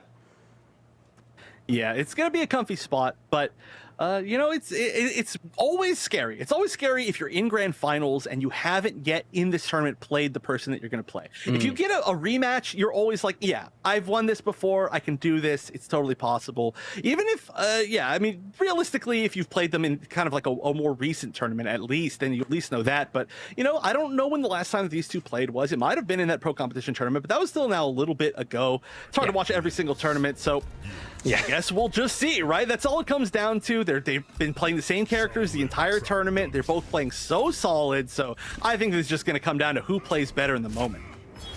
I do always like watching Tweedy's like strategies versus more airborne characters, whether it's Jackie, whether it's Cabal, for example, Slycast Cabal. His anti-airs with forward 3 always really stand out to me as extremely strong. He picks great placements for them. And as he always does when he gets the chance for a knockdown and gets into pressure, it's always really legit. Oh, well, here we go. Grand finals. Yep. Gonna have to keep it legit because it's not gonna be easy to lock down a Jackie. And right now, Jackie's the one doing the lockdown. Already in the corner, but wow, a wake-up jab, and is gonna get the side switch. Great usage, of course, of that full string.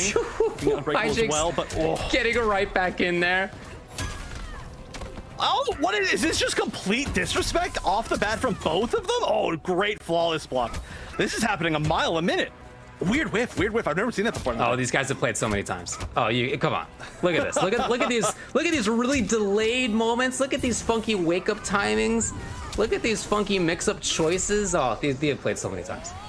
Yeah, it looks like they're continuing a set that was just being played. You know, it looks like they already reset the bracket because they're just immediately going in and they already know how the other one's going to play and how the other one's going to react, and they have confidence in those choices. It's very, very weird. But yeah, I mean, I guess I don't know how much these two play against each other, but now I'd have to assume quite often. Yeah. Hijinks is here. Again, it's so good that he doesn't always do traditional Jackie pressure. Sometimes you got to do it, and he is now, though. Oh my God, Tweedy holding up on the stick. I like that weird conversion, though. Not easy to get a really good conversion off that forward 3-1 catching in the air, but getting the damage over time and a little bit of a better knockdown was sick. And the side switch to end it, also very sick. This could be a really long grand finals, considering how close it looks like these players are. We could go to 5 games, a reset, another 5 games. Wouldn't be a surprise for PlayStation tournaments. We always have the closest grand finals.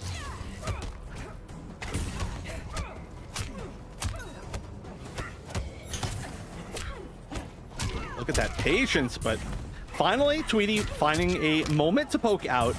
But that is how he plays. You know, he plays like a wall until he finds that spot. That's the crushing blow. That's going to hurt a lot.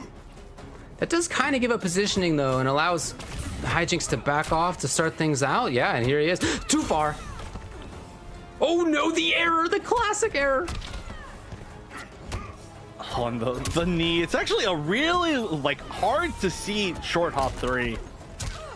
Just one more hit. Oh, the trade, but that wasn't an advantageous trade. It's one of those moments where you're like, okay, we traded. Who has frame advantage? And there's really no good way to actually react to who has frame advantage. So both people are just going to poke out. And it turns out Stanjab had more than, I think it was maybe a down 1.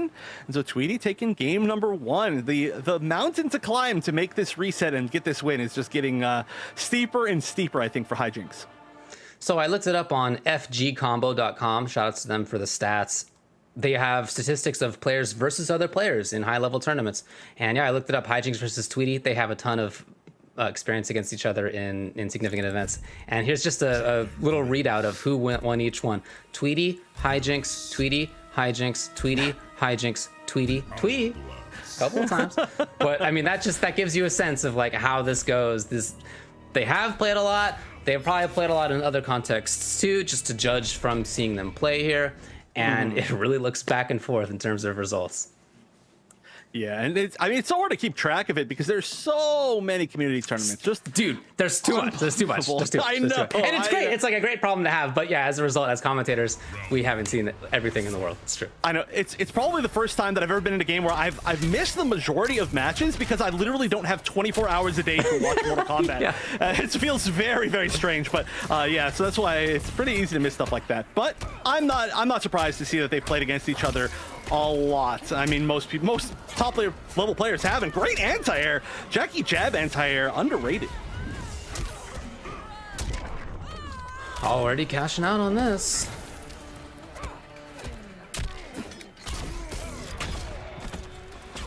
In the corner. Oh my god! What a recall by Tweety. Wake up, sand trap. The quicksand was there. Hijinks is just unable to throw out that projectile. It doesn't matter who he's against. Just everybody's going to read it. It's just impossible. Oh, wow. Barely grabbed. That grab almost went the wrong direction, but really good call. Good punish. Now no defensive bar for Tweety, but still he's on the offense, so he's time to build it back or just get the kill. Oh, stops the fatal blow. Barely. It was like frames away. It was so close for Tweety there. Oh. Again, that 4-3, huge for Tweety. So Hijinks saw that last time, that quicksand, and now he tried to get in there, but not quite what he was looking for in terms of result.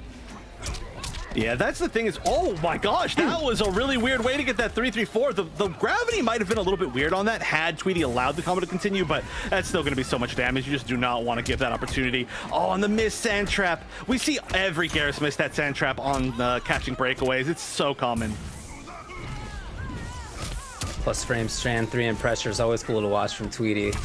And that's the round. He does have a different take on Garrus than many other people do. There's not many people playing the character at this high level anymore. Yeah. I mean, one of the few players who's really stuck with it, and even if there are other players that play Garrus at this high of a level, they usually play a different version of Garrus, right? We've got players like her who like to more command version, or I don't know. There's other examples, but I can't think of them because I'm watching too much Mortal Kombat right now. So that down one as anti-air really started this off for Tweety, who's in pressure. He's very close to taking this game. Hijinks is in trouble. And you can see air mobility. Now it worked. Okay, he was intending to get around sand trap, and he was right.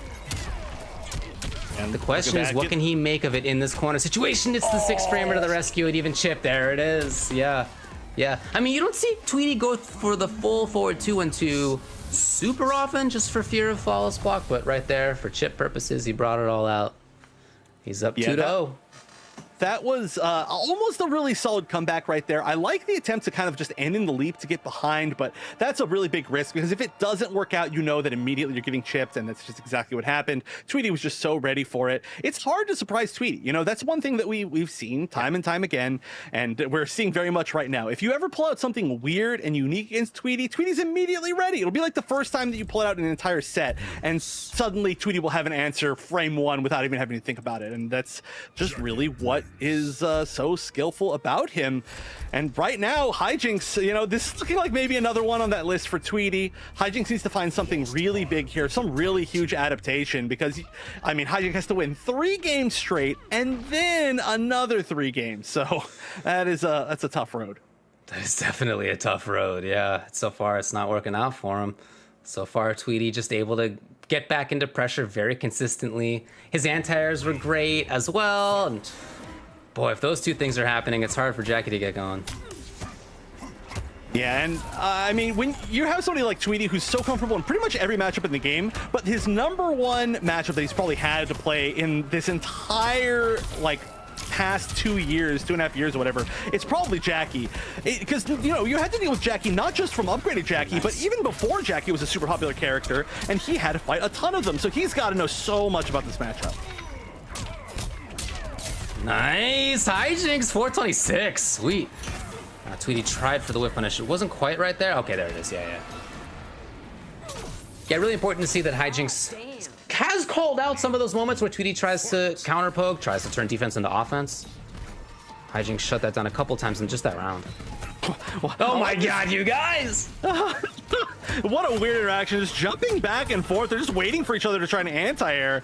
Just preemptive. And when you do stuff that preemptive, you know that these two really know each other's habits. Oh no, gets hit by the splash. Not a full combo, but just little bits of damage here and there adding up. Tweety, So come on.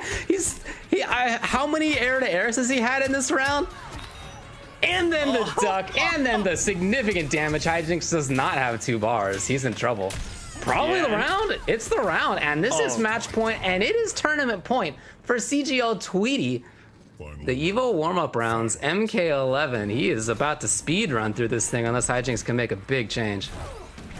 yeah, and just backing up actually, rather than kind of going in for the kill and, you know, smelling blood, just patience, which is a very hard thing to do in a moment like this. It's very easy to get carried away on your offense when you're almost there, and then things can fall apart. But Tweety, not going to take that risk.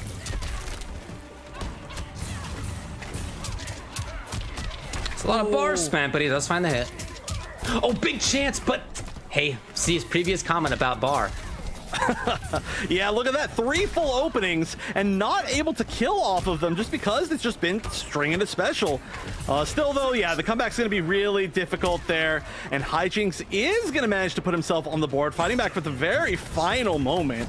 Not out of this yet, and this is, you know, this is the start. This is how things can really go downhill. It just takes one big win, and especially when Tweety was so close. That's a hard thing to come back from. Yeah, I mean, shoutouts to Hijinks keeping it in there, of course. And he's had long sets today. He's been able to battle through. Why not again? Even versus Tweety. And the familiarity that they have and the fact that they have had these results of back and forth, it really shows you that it's up in the air, even still. Mm-hmm.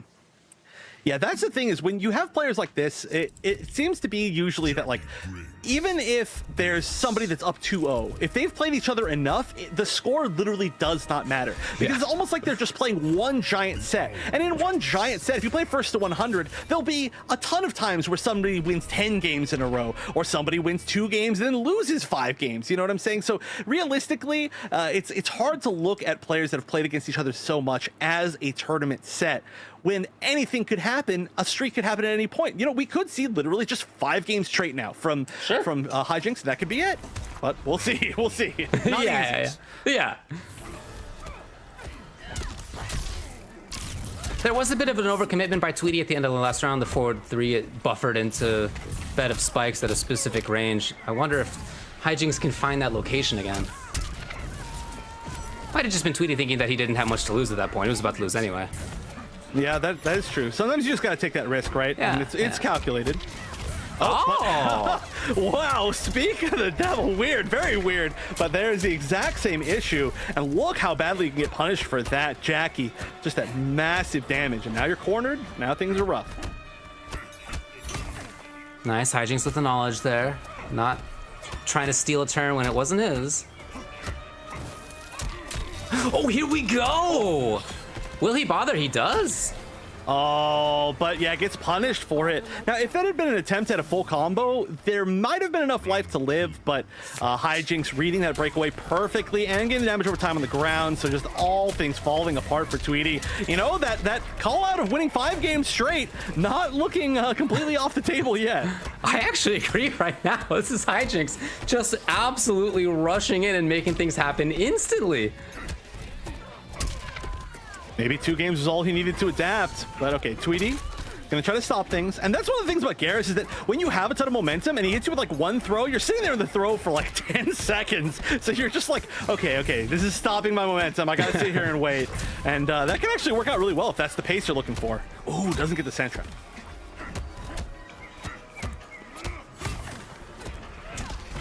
Hijinks finally for the grab, and look, Tweety reacted again and tried to tech again. He just guessed wrong on the side.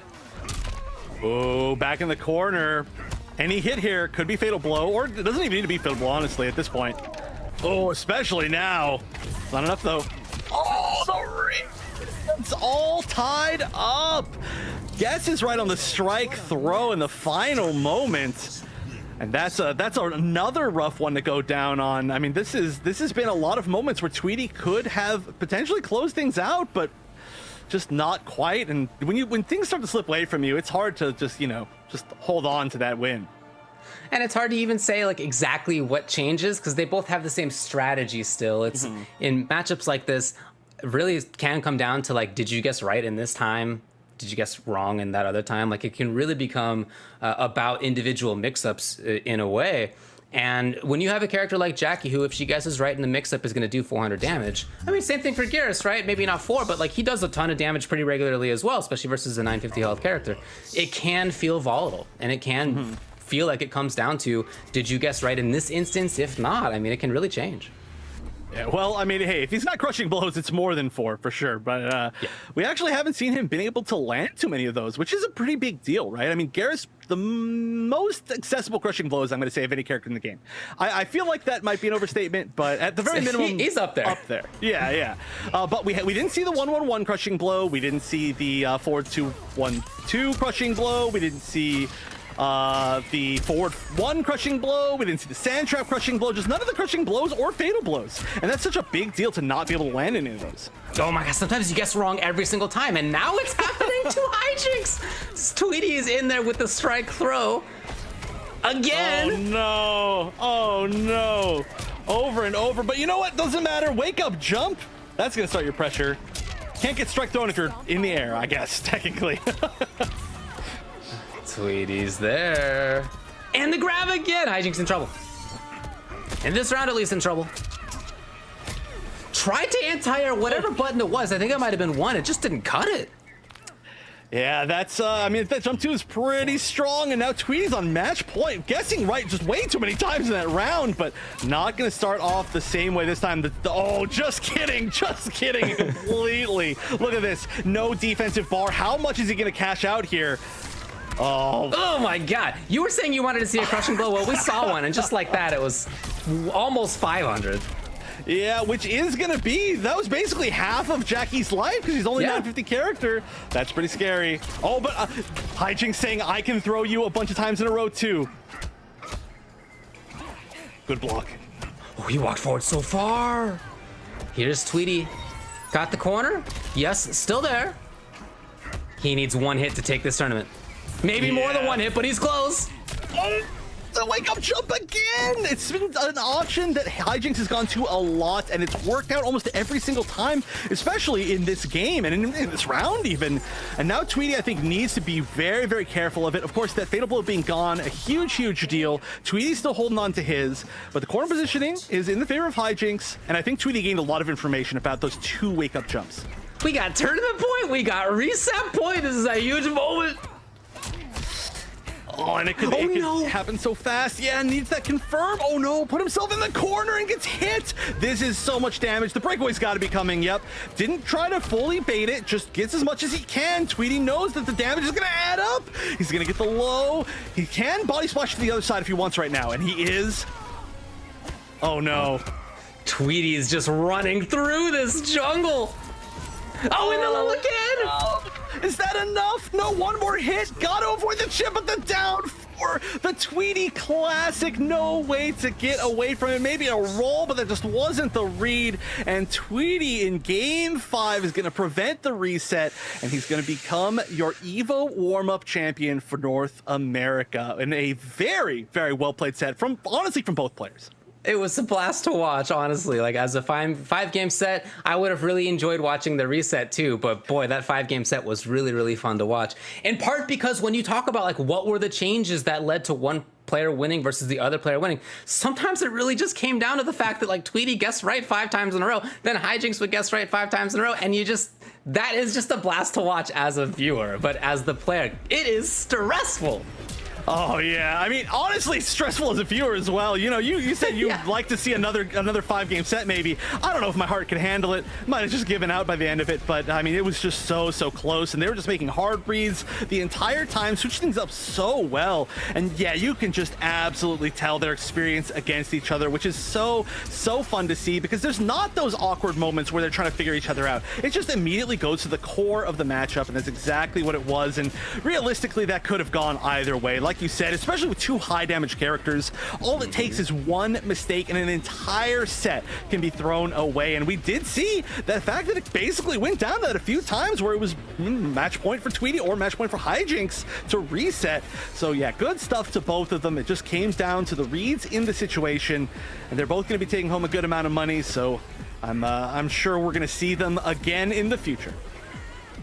Yeah, absolutely. Again, these are 2 players who've been high in a bunch of different tournaments, have won different tournaments, you know, have done very, very well for themselves and continue to do so. There you see a nice little recap. CGL Tweety taking the whole thing, 3 games to 2 in the final analysis. I mean, other than that, boy, he lost 1 game versus the combined Papa Cap, Guillotine, and Pop-Tart, 3 very strong players. So shout outs to Hijinks for making him lose more games than that by himself. Boy, what a set. That's super fun. Second place, Hijinks, of course. Pop-Tart, that was 3rd place. You talked about the money as a reminder. First place, $350. Second place, $200. Third place, $150. Fourth place, $100. And then 5th through 8th get $50 each. A lot of different variety here. Again, different people around the country playing, bunch of different characters as well. What a treat. Yeah, and of course, you know, that's not going to be the end of the EVO, really just tournaments in general. I was about to say warm-ups, which is true as well. There is Tekken 7. In fact, just as a reminder, we have some players from the European bracket today in Mortal Kombat that qualified Tekken 7, but there are just so many different tournaments, so many different games. It's sick to see things on here like Gundam, like Skullgirls. It's so dope. I love all of these games. So be sure, of course, if you want any more information on this, I know this is a whole lot to take in. There's a huge schedule. Go to compete.playstation.com. It's where you can sign up. It's where you can see, where you can just watch the top players play.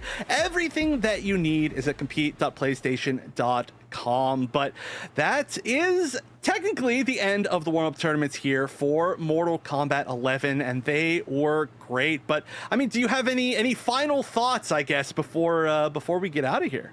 I just think it's so cool to see where the game is at right now. Yeah, there's no more, explicit developer support, but the game is in a very, very interesting place when it comes to characters and players and the different shifts that we're continuing to see in the meta even still. I really like that. I like seeing that in the EU side, where it was a Scorpion mirror in Grand Finals and a couple of other times. That kind of stuff is a blast to me. And then again, seeing that Grand Finals right there, as close as it was, could have gone either way. Super fun time for the game even still, I think.